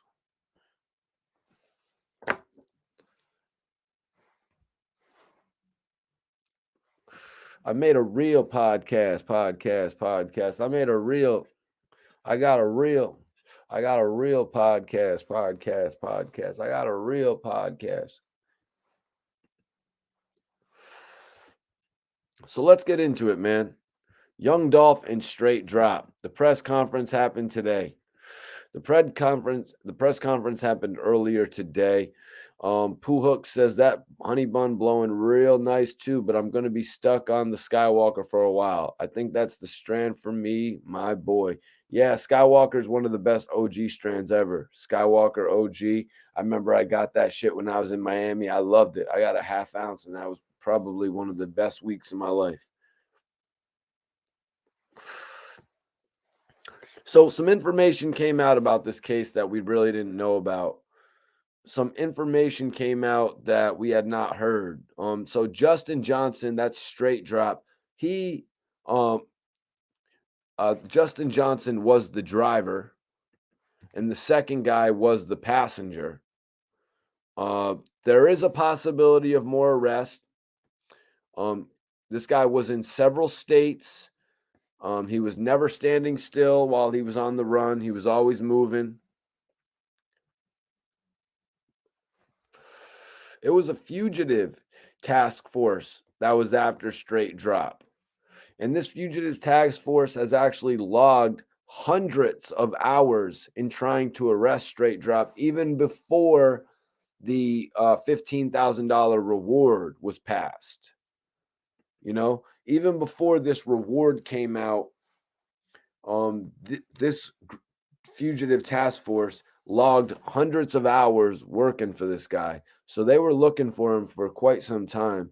Now the $15,000 reward drops, and there was over 500 tips in relation to this case. Just like a lot of people were saying the other day on the live, they were like, man, a lot of people, like Rosewood was saying, a lot of people from just areas right there would just call and pick up the phone trying to get that reward, trying to lay that tip, you know? Now, this guy who was given the press release or the press conference said that a few places, multiple places were actually checked out. Indianapolis, they went to Indianapolis looking for this guy, y'all. They went to Dallas, Texas. While they were in Dallas, Texas, they went over to Houston. They even went to the spot where he alleged to have choppers, where he alleged to have connections on his recent song Trackhawk. They went to Atlanta, you guys. They went to Atlanta. I don't know if it was based on what he said in the song, but it just shows you right there how ignorant he is making his moves known, you know?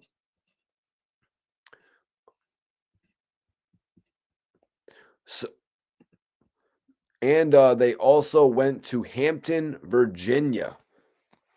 They went to Hampton, Virginia looking for him as well. So they went to what is that? 5 different cities: Indianapolis, Dallas, Houston, Atlanta, Hampton. Am I wrong on that? Is that 4 or 5? You know, they went to quite a few spots. Like he said, they logged hundreds of hours looking for this guy. They wanted him to be captured. And yesterday they got a tip. Yesterday, they got a tip that Straight Drop was traveling on Highway 42 in Indiana.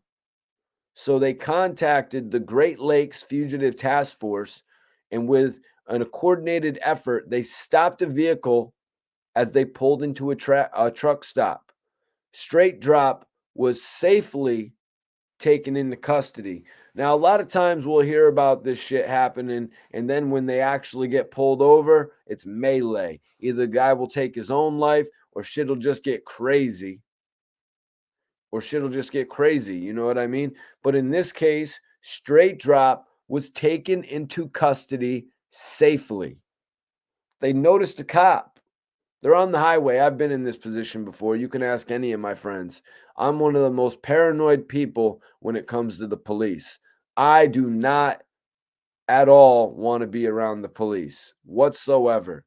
So anybody trying to throw my name out there in regard to the police, Mikey T waited for the police, this, that, and the third, man, I don't want to find out that I got a warrant 5 days from now. If I got a damn warrant, let's handle it. Go get me processed and let me go get my lawyer and I'll handle shit on the spot. You know what I'm saying? I don't want to know. I don't want to be waiting and wondering what the hell's going to happen to me. I ain't no Straight Drop. Dude wants to be on the run when he's trying to have a valid rap career. Dude doesn't have a valid career. I have a valid career. You know what I'm saying? You don't live for the moment like this dude Straight Drop was doing. Danny Gray says he was going to Canada. I mean, I'm reading this report. This guy's on Highway 42. What are you doing on the highway? What are you doing on the highway? Are you crazy? You're on the highway. You should be at a stash house, holed up for a few weeks. Never mind on the internet reporting about your dumbass music videos. But you know what? That's the whole situation. He didn't really know what he was getting involved with. He went from being involved with a case that he could handle to something that he totally can't handle because now his career is over. Let's see where I'm going with the notes here.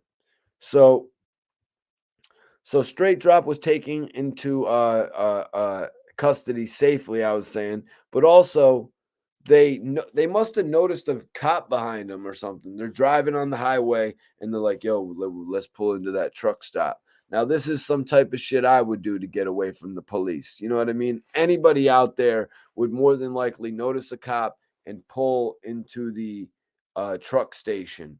You know, they pull into the truck station and they're like, "All right, I'm going to get away from the cop." Nah, this is a coordinated effort. They got a tip. They got a tip about y'all heading out wherever y'all was heading. I've heard some people say Chicago. Some people in the chat are saying Canada. I don't know where the hell they were going. You know what I'm saying? I don't even really care. You know, I don't even really care. So yesterday, like I said, they got a tip that Straight Drop was traveling on the Highway 42.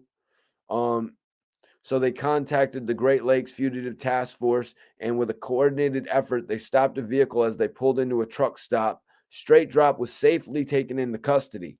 Now, once he was taken into custody, they identified a second person in the car, a guy named Shondell Burnett from Memphis, and they actually believed that he was providing assistance to Straight Drop while he was on the run. So this guy isn't actually implicated in what Straight Drop did to young Dolph, like the other dude is, the 32-year-old dude. But they actually got a second guy by the name of Shondell Burnett from Memphis, and they believe he was providing assistance to Straight Drop while he was on the run. So this was his, I guess, his road manager, if you will. You know what I'm saying? This is the guy who was helping him release his music videos on the run. Okay, this is where we can go. We can go to this internet cafe and we can upload the video from this thumb drive. Man, what is wrong with this dude? This dude helping out this guy on the run with him. I mean, unless they're really close friends. Hopefully, he's not doing it just for a vested interest in the guy's music career. That would just be nonsense. So now he is currently being housed in jail, and he is facing charges. He's facing state charges, and he'll be extradited, probably for something along the lines of aiding and abetting a fugitive. Now, in a lot of cases, you see this. Yeah, Jennifer Cornelius is in custody as well. But this guy, Shondell, we actually didn't know about. Somebody who is not really tapped in to what happened to Dolph, but he's more tapped into helping him evade arrest. So they got the dude who's been actually probably going in stores and paying for the gasoline, going into the Denny's when they order their breakfast. They got that guy. They got him too. And now I was about to say, a lot of the times when you hear about these dudes who are fugitives from justice, a number of times I've seen those cases actually thrown out because the guy is facing more serious charges. So the charge of being a fugitive from justice sort of gets thrown out, and then they get their years for whatever they're facing. But this guy aiding a fugitive, I got a feeling he's probably going to go down for a few years for this. This guy really aided a serious dude, who lied about turning himself in, so you were driving him to the you weren't driving him to the police station to turn himself in. You were just driving through Indiana, 6 hours from Memphis. Okay, come with us. That's the type of shit. Ramon, am I saying that right, brother? He says 3 years. 3 years. Mr. Lonzo says straight dry snitch. Knew if he kept logging into Instagram, they would come get him. He was low-key scared and wanted them to come get him before the street justice got to him. Mr. Alonzo pointing out a good point in regard to the way that they were uploading music videos. Now, 6 months ago when he uploaded a video, he had the videographer who shot it, I imagine, or a friend of his upload the video as to not, put his account out there. His account comes to be in November with no videos on it, and this guy releases one after 5 days of Dolph's passing. And now, after they've identified him being as the prime suspect, he releases another video. Like, what kind of, not only does he release videos, you guys, but he goes on his Instagram live and he leaves messages about turning himself in. He goes on his Instagram live and he films videos in his story, running around, spending money. You know what I'm saying? Like, I think Lonzo has a good point. He did it to himself. I mean, Lonzo, we got to take into consideration the cat is 23 years old. Let's take into consideration that Straight Drop is 23 years old. Maybe he is just that dumb. I mean, take me back to being 15 years old. I didn't know that marijuana was illegal. I was walking around with O's in my pocket. You know what I'm saying? Just because nobody told me it was illegal. So I'm 15, 16 years old walking around with an O in my pocket. Like it's all good. Just completely dumbfounded to it. How could Straight Drop not know by jumping on a computer, by jumping on a phone, you are putting yourself in jeopardy, especially if you are on the run, especially if you're doing your TK. You know what I'm saying? He's not that smart, dumbass. Yeah, a lot of people are just dumb to it. All the talking on the phones. You know what I'm saying? Like they can't record whatever they want to get from you. Everybody share this video. Let's go. You got the king of the bloggers in here, man. Mikey T, the movie star, the interview god. Pooh says he just wanted some clout. That's pretty much it. But he should have known they would stalk in his page like they do all the other rappers. It's really ridiculous him needing this extra clout. This extra clout doesn't do anything, you know what I mean? Unless he's planning to go lead a fulfilling life inside of jail, you know? Unless he's really planning on going to be one of those big guys locked up in jail. Because this, what he's done has really, it's counteractive. It's counteractive to what he was doing. This guy, y'all, had a music video out with 100,000 views on it. And now his new video only has 300,000 views. But let's do a check on his new video. I'm talking about the one in November, 300,000 views.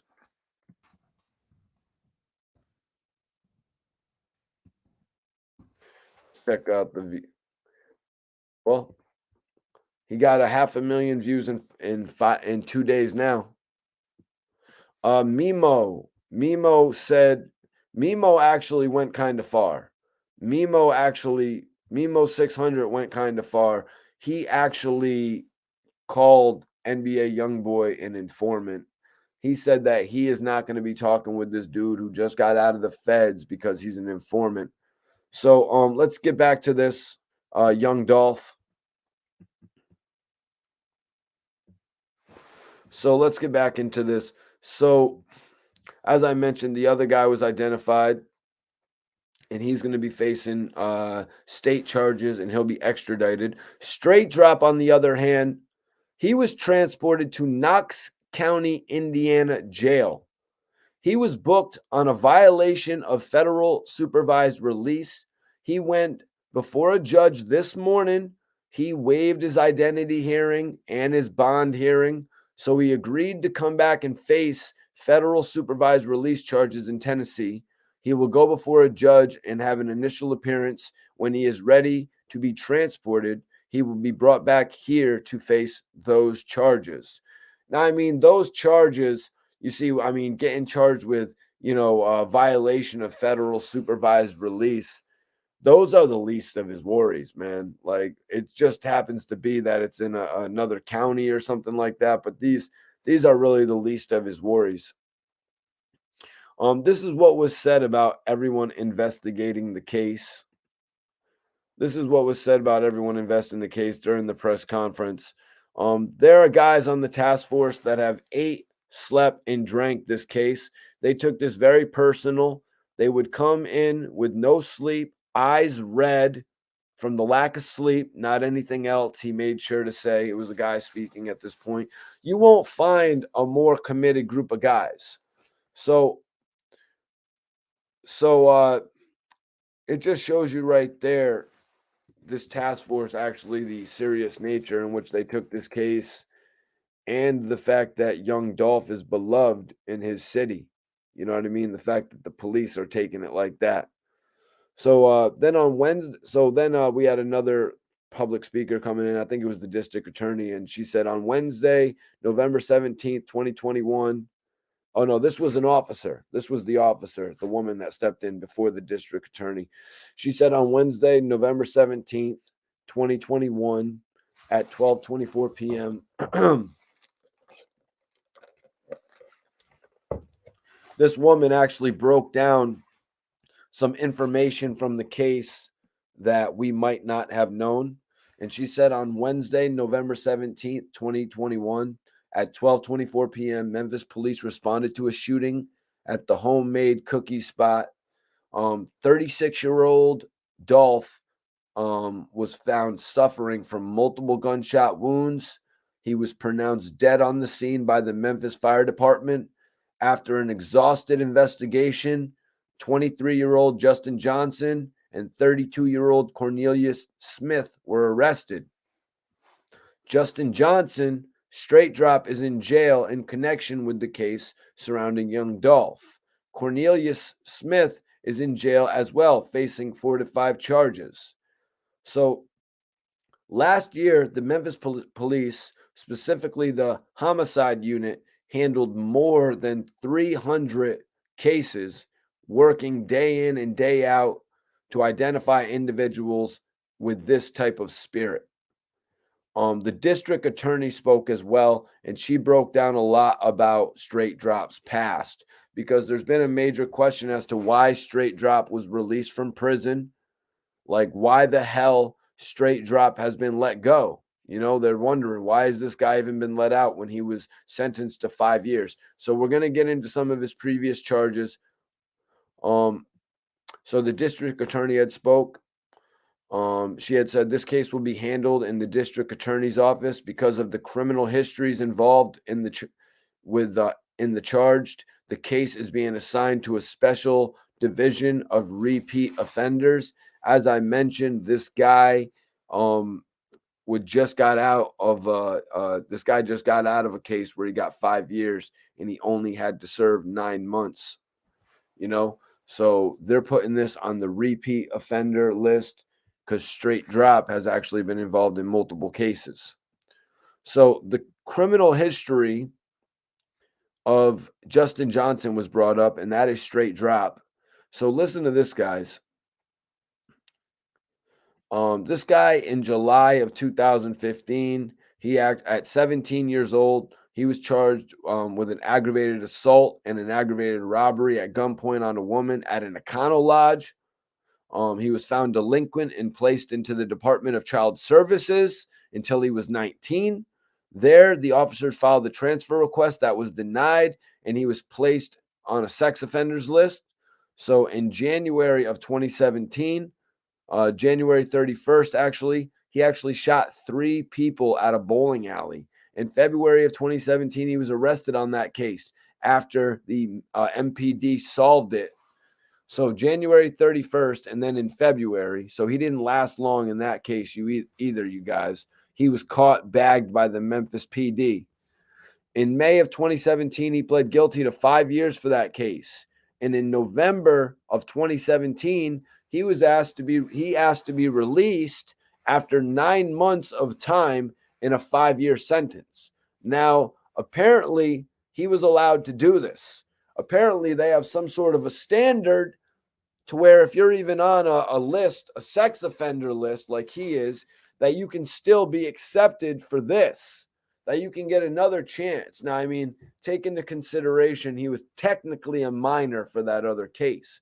So they let him out after 9 days. The district attorney continued. She said in May of 2018, his list of offenses continued, you all. In May of 2018, he was arrested with a handgun and illegal drugs. The next day, he posted $7,500 bond. A week later from the May 2018 arrest, he was arrested for violating the terms of his probation with the new case. 3 days later, he posted a $15,000 bond on the violation of probation. So just to be straight, he actually didn't go out and catch another case after he had got caught with the handgun in May of 2018. He was arrested by his probation after that for a violation. So 3 days later, he posted a $15,000 bond on violation of probation.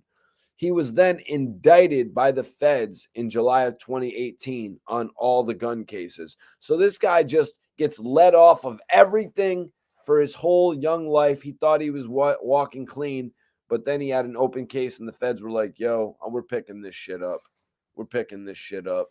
So yeah, that's why I wanted to read all these cases that he's been involved with, just because I didn't really have this information yesterday. And they're telling me that he's allowed to walk on shit like this. So he was indicted by the feds on July 2018 on all the gun cases. His state bond was revoked in February 2019. The same month, the state judge ordered his sentence in the state court be run alongside or concurrent with his Fed sentence. So anybody saying snitch in the building, this kind of screams that, but sometimes a guy will snitch in the state. Mr. Lonzo, it sounds like he's a state snitch, not a federal snitch. He seems like he's a state snitch because the judge in his state case said it'll be mandatory that his sentence run concurrent with his federal charge. So his state judge made it possible for him to be released in May of 2021 after serving 3 years in jail. In 2021, he was released from the federal system. Savannah, Georgia, what's going on? What's going on? Do me a favor, share this video, hit that like button. Appreciate everybody tapping in. We're just going over all the particulars. So as for Cornelius Smith, this is interesting. This is so interesting. Look at the amount of charges, the amount of history they have on Cornelius Smith compared to what they have on Straight Drop. As for Cornelius Smith, from 2011, he had a criminal attempted aggravated robbery and an aggravated assault for which he was given 3 years. And that's all. That's all. That's all they got on him. So what are you telling me? That Cornelius actually had to serve his 3 years in jail, whereas the other dude got 3 get out of free jail cards before he had to go serve his time, 3 years as well? Like, you got to be kidding me. So Cornelius had served 3 years and 9 months, and Straight Drop had probably served more like 3 years and 9 months to 4 years, depending on how long he was locked up before posting bail. Well, he posted bail actually, $7,500 one time, and then $15,000 another time. Wondering kind of where that money came from.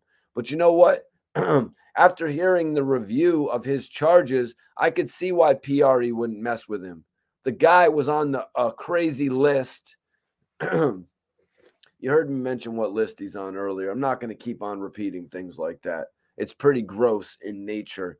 Somebody like that would even think that he had a chance at having a rap career in the first place.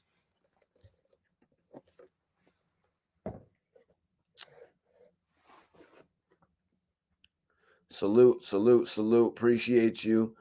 Appreciate you for tapping in. Definitely appreciate you for tapping in. Hit that share button. So a lot of people ask why Justin Johnson was out of custody. This answers it. He did 9 months on a 5-year sentence. He was entitled to ask for his release. Then he was given 3 years overall. So a lot of questions came up during the press conference, questions that actually caught my attention that I want to relay to all of y'all in case you haven't seen it, or if you were just watching a video on somebody else's page of the whole press conference happening. That's why I'm here. I do this shit a little bit different. You know what I mean? Some guys will just literally show the whole press conference and shit like that. Nah, I don't be bugging out on my channel like that. This is the real deal here. YGTV, salute, salute, salute.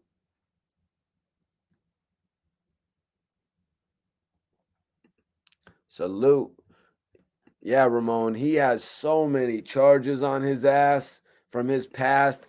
I don't know how anybody could suggest that he's going to be able to, blame it on the other guy, Cornelius, who has 1 other charges. You know what I'm saying? 1 other charge. I don't really see how they're going to put it on him. So a lot of questions came up during the press conference, and they asked if there was a known relationship between Straight Drop and young Dolph.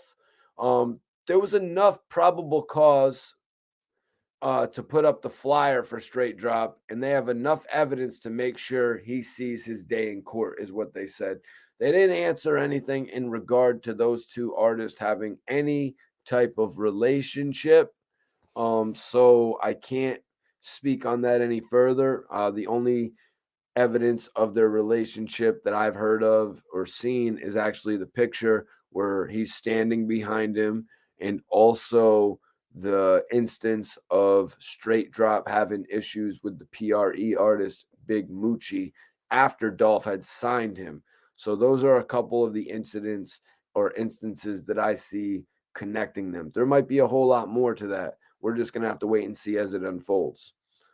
So motive was also asked.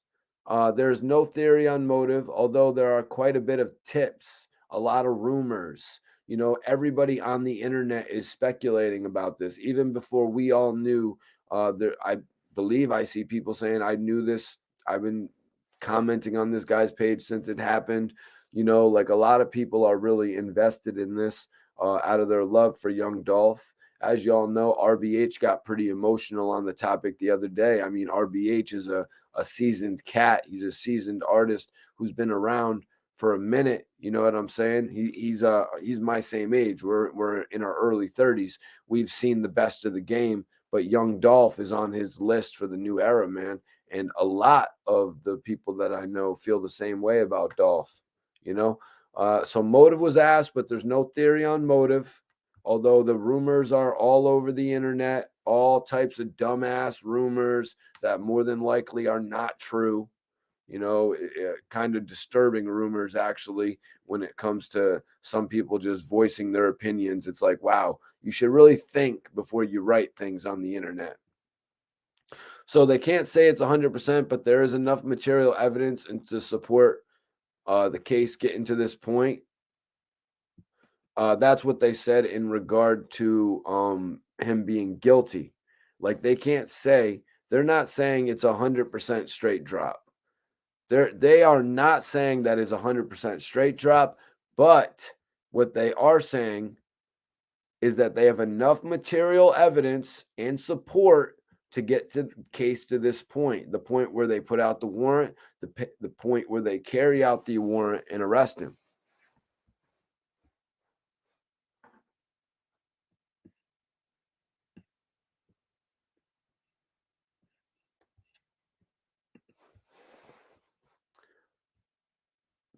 Will there be more arrests?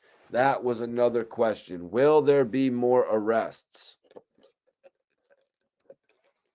It will be very possible for there to be more arrests. There's no telling where it will lead, and there can be more people identified in this case. Very interesting, you guys. As we heard, there was a third person arrested. He was actually in the vehicle with Straight Drop. He was charged, or I don't know his exact charges at the moment, but it seems like he's going to be charged with aiding and abetting. I don't think he's going to catch any further charges to that. Um, so they did say this. Straight Drop has been very active since being on since the reward dropped. Since the reward dropped, Straight Drop has been very active. He has not been in one place. So that leads me to believe that they were actually tracking Straight Drop the whole time. You know what I'm saying? It seems like they were tracking Straight Drop the whole time. Like I said, they went to Indianapolis, Houston, Dallas. They went to the Hamptons in Virginia. They went all types of places looking for Straight Drop. They wanted to bring him to justice. This is kind of a personal blow for a city. You know what I mean? Like Memphis, Tennessee is a very musically driven state. You know what I'm saying? Like they love their musicians, and this is a big blow because this guy was really boosting the economy. He was a multimillionaire. You know what I mean? He had his eyes set on hundreds of millions of dollars. This is a big injustice, uh, especially because of the fact that this guy more than likely should have still been incarcerated. I mean, they let him out and gave him opportunities on cases that I think a little bit uh it's a little bit absurd that they gave him opportunities. I don't feel like I would have been given the same opportunities. I know a lot of you guys probably feel like that as well. It's like, how does this guy get these get out of jail free cards like we're playing Monopoly or something like that? Where they do that at? You know what I mean? Where they let this guy out and now look what he's done. And it's like, what? Somebody's got to answer for this. somebody's got to answer for this, because like that guy should not have been out of jail. There's got to be like somebody as, and I don't think they've given me enough of an answer. Yeah, but there was one more question that I wrote down. The reaction to the loved ones. Somebody asked about the reaction from the loved ones. Um, the answer was that they didn't want to give the full reactions out of respect, but they theorized that the families would be relieved with the news that our arrests are taking place. Because the last we had heard was that Straight Drop was on the run. They got the reaction to that. He was on the run. People weren't feeling good about that, but now he's incarcerated. Now he will see his day in court, as well as the others involved, the people that were right there on the scene of the crime, as well as the people that made sure he didn't get locked up. You know, it's a it's a big case right now in hip hop, and we're going to see it play out this year. I don't know how long the case is going to drag out. It seems like he's trying to get that supervised release case wiped right out. We'll just have to continue to watch to see what happens in this case. But so tonight we came on here and we covered two crazy topics: Little Dirk and NBA Youngboy, as well as the young Dolph suspect Straight Drop full press conference breakdown. That's what I went over tonight. I'm going to open it up. Does anybody have any open questions? I'm going to light something up now that we've got through both topics.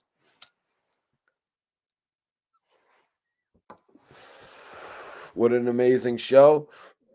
Send in some super chats if you want to ask whatever questions you want. Mr. Lonzo, have a good night, man. Appreciate you for sticking in for both topics, man. You're a real one.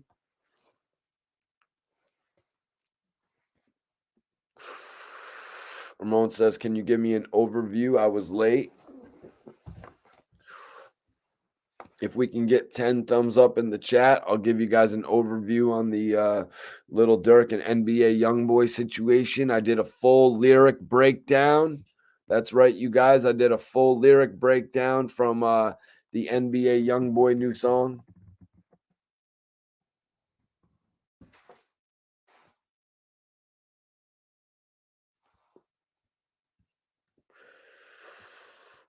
Smoking on that Vaughn pack, as they say.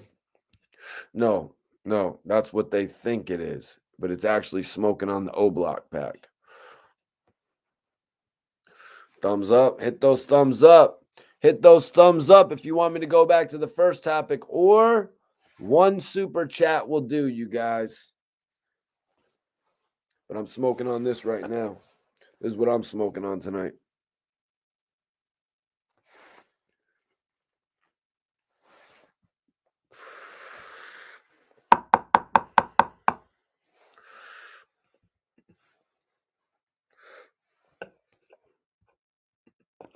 What's everybody? What y'all smoking now, man?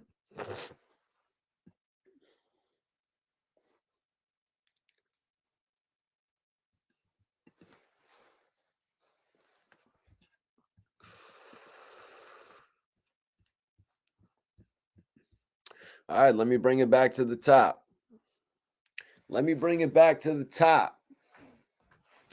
Let's talk about it, man. It all really started off with NBA Youngboy versus King Von.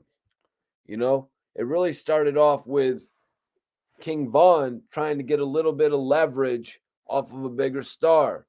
You know how it goes. That's really how it goes in the music industry. If you can latch yourself onto a bigger star, whether it is by getting a feature or if it's by engaging in some sort of a beef, then you're winning.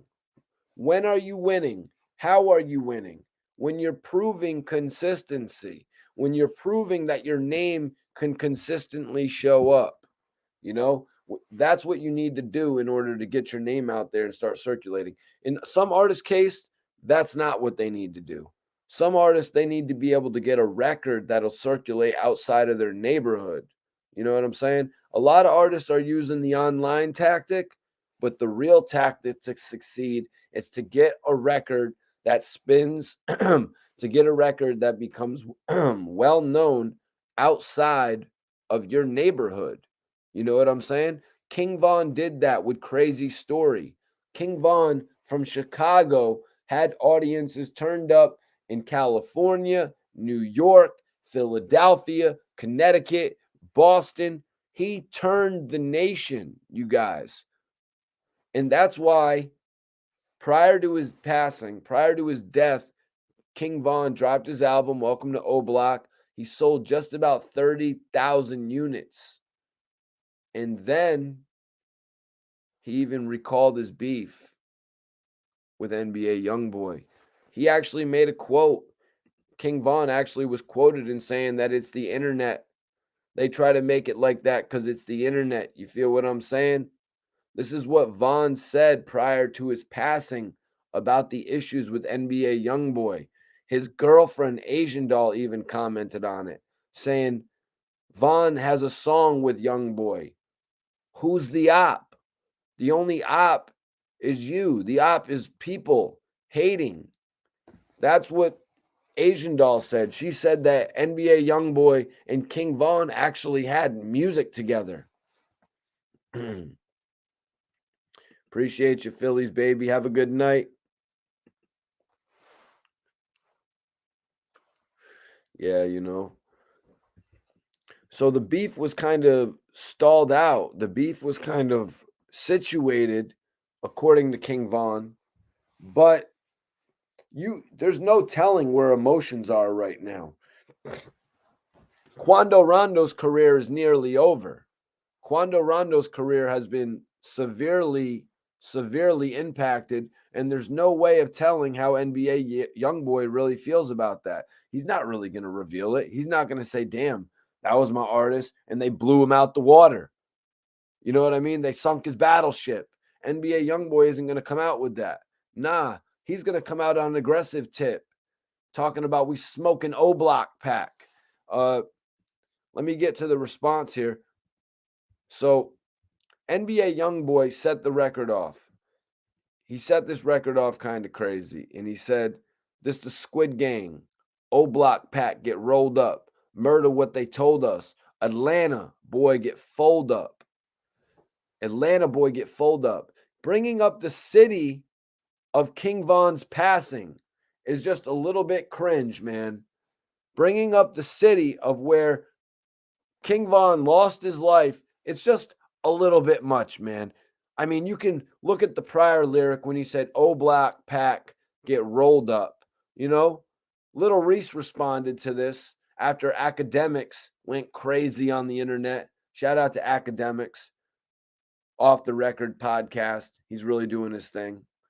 I'd like to go tell my crazy story on there. But he said that NBA Youngboy is on demon time right now, and he's dropping the whole tape. Some people speculating NBA Youngboy doing this for the clout, for his not the clout, for the streams. Not doing it for the clout, doing it for the streams. You know what I mean? And Little Reese actually said that ain't no demon time. He's just rapping like the rest of these rappers all rap. And how do the rest of these rappers all rap? They all rap saying things like smoking on that pack. Insert rapper's name, pack. They're smoking on that Mikey T pack. They're smoking on that Mikey T pack in Philly, right? They're smoking on that Mikey T pack.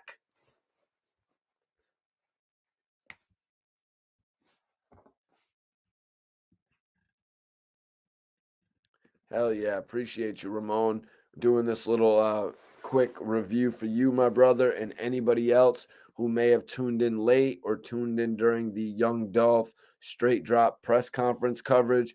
Definitely appreciate everybody tapping in tonight, man. Little Reese had said, that ain't demon time, because Academics said he was on demon time right now, actually coming out his mouth to diss people.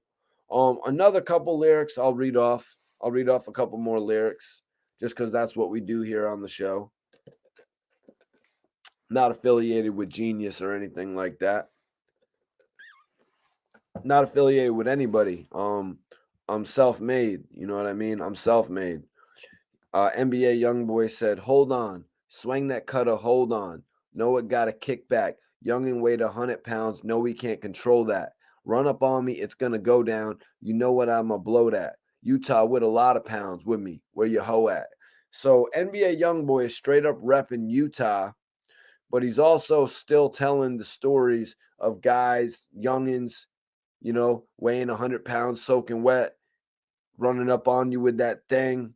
There's so much of a jerk and a kickback that they can't control that type shit like that. What Tony Yayo said, you could have a big bodyguard, I'll have a pint size, you know what I mean? A pint size killer.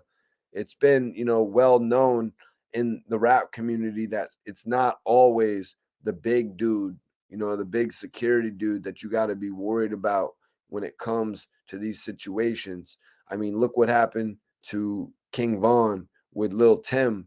Lil Tim, he's a skinny little Gumby looking dude. You know what I'm saying? Pulling up there like a slinky. Somebody could have threw him into the thing. You know what I mean? Threw him into a car easily. It was just it was just the right place, the right time in his case to defend his homie. You know, even though a lot of people would say, like, come on, man, you're going to defend your homie. It's not like he was about to fit and to leave this earth. Your homie was just getting his ass whooped. Your homie was just getting the brakes beat off of him for doing something that King Von didn't appreciate. And at this point, I can't even really remember what that was would have made the gloves come out between them. If Vaughn would have been thinking smarter, he probably could have, monetized that and did a whole boxing match with Quando Rondo. You know what I'm saying? Never mind that street justice, getting out there and making somebody recognize as who you are. How about you take the monetization off of it, man? King Von and Quando Rondo in a ring would have been a major thing.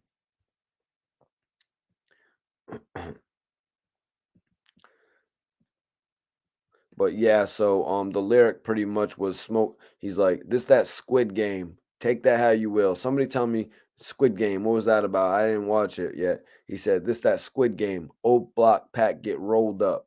Murder what they told us. Atlanta boy get fold up.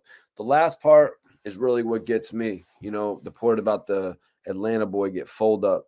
Because we all know, King Von was in Atlanta when that whole shit happened, man. Shit is just pretty disturbing to me on the real. But yeah, so that's pretty much a wrap up of what was said. Little Dirk actually took to his Instagram after this dropped. And it was kind of quick. Dirk said, "Don't claim it if you ain't do it. You still a bitch." I already read Little Reese's response, and Memo 600 actually said, "Dude, fresh out the feds, and that's why I ain't arguing with Buddy. Informant ass." Memo 600 took a direct shot at NBA Youngboy having just been released, being in Utah, actually being under probably surveillance and consistent investigation, you know.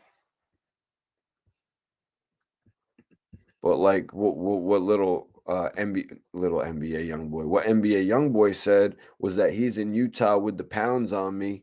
But did he really end it saying where your hoe at? Where your hoe at? Come on. Where your hoe at? Come on, man. Come on, man. Don't be trying to test people when it comes to their women, man. You know what I'm saying? I don't care if you're out there smoking mad weed, painting your face, writing all types of statements and shit, but don't be bringing my woman into the situation. You know what I mean? Don't be flying my woman out to Utah. Don't take it to that level, NBA young boy. Just make your records. You know what I'm saying? Go do your academics interview. You know what I'm saying? You could have academics even come to Utah. Hope maybe I'm giving them an idea right here. Have academics come to Utah. But please, please, my man, don't be insinuating that you might be flying India out or anything like that. You know what I'm saying? Don't be insinuating some shit like that, because that's just not smart, man. That shit's not smart, because this is something that could easily be brushed over. This shit could easily be brushed over with a conversation between NBA Youngboy and Little Dirk. Little Dirk is probably at a point right now where, you know, all this shit that's being said subliminally, it could be swept right under the rug. You know what I'm saying? All this shit about, you'd be like, yo, man, just to be honest with you, I wrote that song before I even got locked up, man. I wrote that song before Vaughn even passed, to be 100% honest with you. You know, there's a lot that could be said if these guys just get on the phone. So I just hope they don't try to just take it further. Who knows what's going to happen? They might jump on an IG live together and clear it all up tomorrow. I think that would be best case scenario. Exactly, Tanya. Tanya says, make money, make your money and chill. And both of these artists have an obvious opportunity to make money right here. You know, these are two of the biggest artists when it comes to the game right now. I'm not sure about NBA Youngboy's ability to tour with everything he's got going on, but you just got to know that every day NBA Youngboy selling a hook. Like, what did he say he was charging for the hook? I think he said, was that 300,000 for NBA Young? No, that was Little Baby. Excuse me. I'm gonna call people slinkies from now on. Yeah, these dudes are slinkies, bro. These dudes are slinkies out here, man. Freaking who did I call Slinky? Oh, Lil Tim. Little slinky ass dude. Oh my god. Alice. God. You know Asian Doll's getting flew out to Utah. Oh my god. You know Asian Doll is getting flew out to Utah. I'm sorry. India, definitely not. You know, you can just tell Lil Durk and India's relationship is like solid. Hope I didn't butcher that right there. Yo, Tree, I'm not posting none of that shit about people saying they're smoking other people. Unless you say you're smoking on that Mikey T pack, I'm not posting it.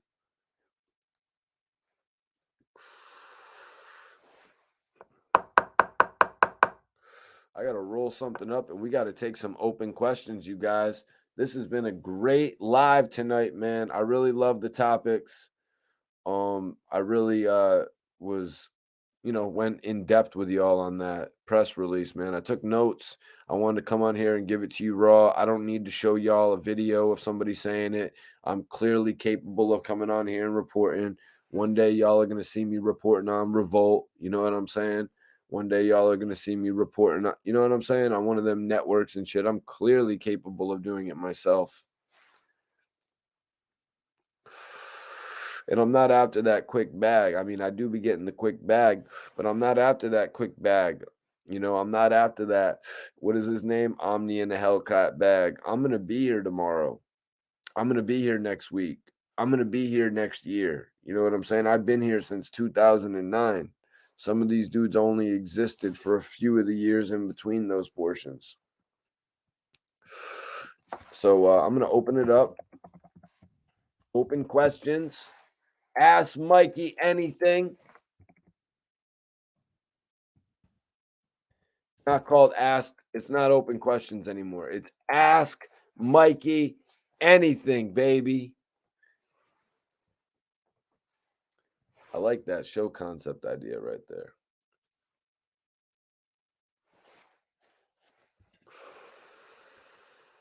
I'm about to roll one more up.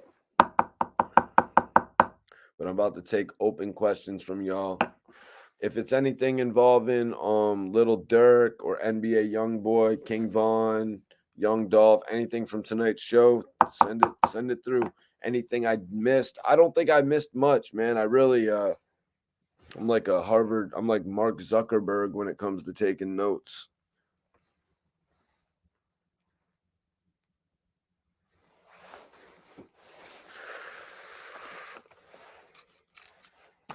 There we go. I'm fitting to twist up one more of these before we get out of here.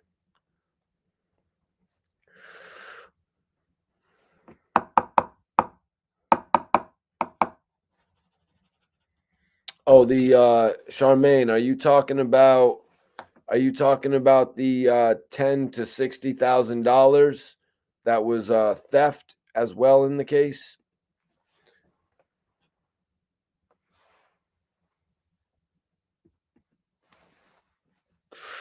Have a good night, Ramon. Subscribe to the channel, and we'll see you on the next episode, man.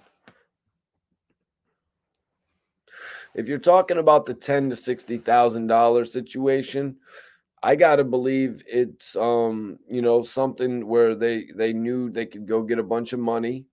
They knew they could go get a bunch of money right before this case or during this case, and they took that opportunity.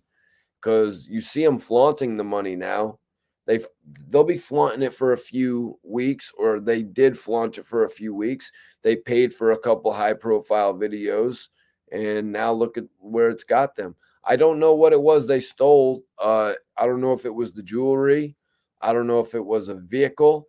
I don't know if it was a car that they stole. I mean, sounds like pretty cheap car for Dolph.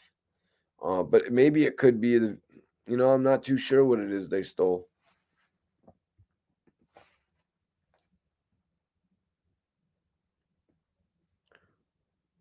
Yeah, Tanya. Honestly, about being tried as an adult, and I really don't like to mention those words on the channel, just because I like to keep it kind of PG-13 on the channel. But, sometimes different states differ in that type of case. Not that type of case, but when you're 17 years old, 16, 17 years old, you will be taken as a minor. You will be given an opportunity, you know?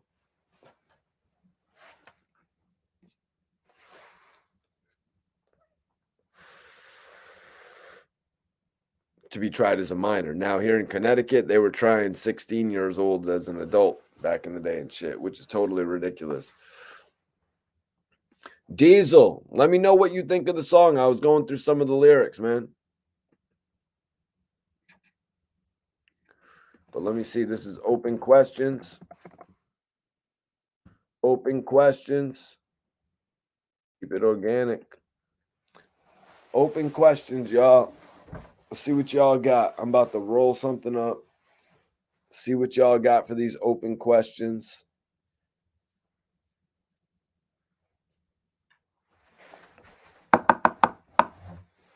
I got love for everybody tapped in.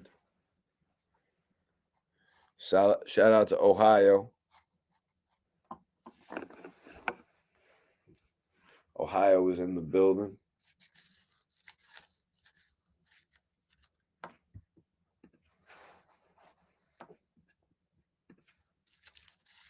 I'm about to roll up one more time, y'all. If anybody wants to send in any questions, I'm going to take them. But I definitely appreciate everybody tuning into tonight's podcast. I don't know if you've seen my throwback interview with Gilly the Kid. I can't imagine you haven't seen it. I just dropped it today on the channel. One of my best pieces of work with Gilly. I like to get. It's one of my best pieces of work with Gilly, and I need y'all to check it out.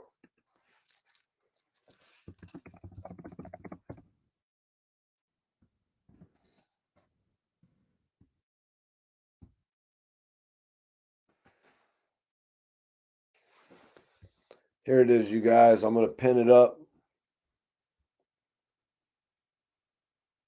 I'm going to pin it up in the chat as well so y'all can see it. I'm always dropping interviews on my YouTube channel if you guys are new here. I've interviewed some of the best dudes in the game, man. So everybody click on that joint. Yeah, 9 months. Nah, they just said that there's something that they could do and get out of jail. And he got out. And then he got like 3 years, a couple months later. It's like ridiculous. It's like you let him out to go catch more charges. And then he wasn't even punished to the full extent. He wasn't even punished to the full extent because you just let him go. It really just doesn't make any sense to me. It's totally odd.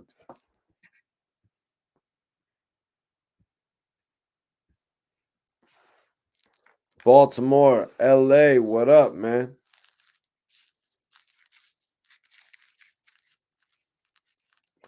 Did you like move from Baltimore to LA?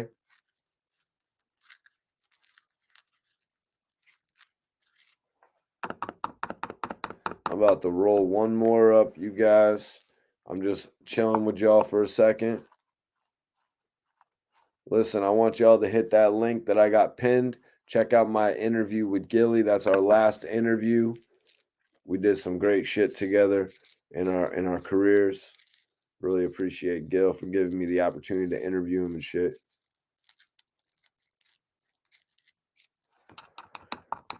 Boss lady, that dude's just talking dumb shit.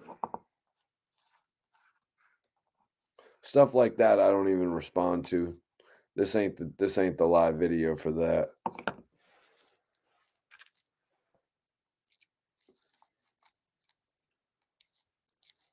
All right, we are rolled up. Actually, I'm gonna fill that one up to the brim. I'll fill this one up to the brim because this is some good ass cookies. This is cookies honey bun that I'm rolling up. I was actually fortunate enough to get a 14-gram pre-ground of it.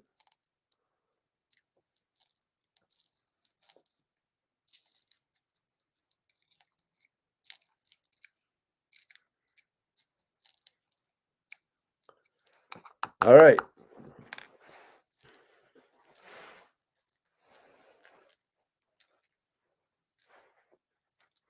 Got that rolled up.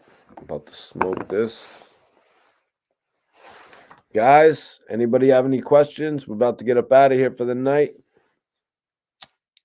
About to smoke this real quick.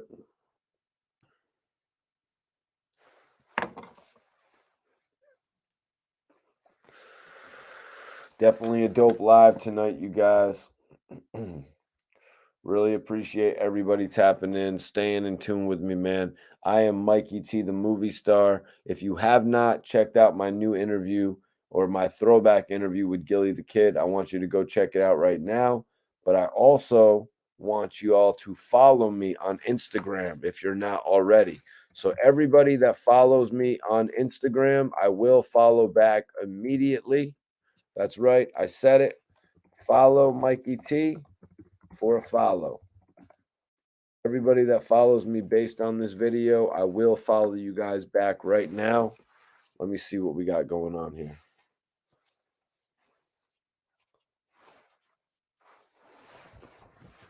I gotta go charge my phone.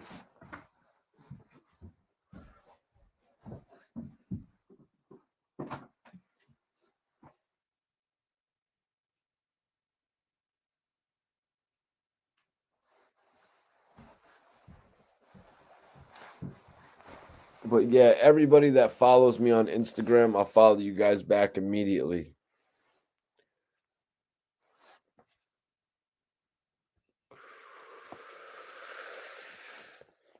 I'm going to finish this J and we're going to call it a video. Appreciate you all for tapping in tonight. Go check out my interview with Gilly the Kid. Go check out all the interviews on my page, but go follow me right now for an immediate follow back. I will follow back everybody that follows me on the gram. This is your chance right now, y'all. Major salute. Mikey T, the movie star, signing out.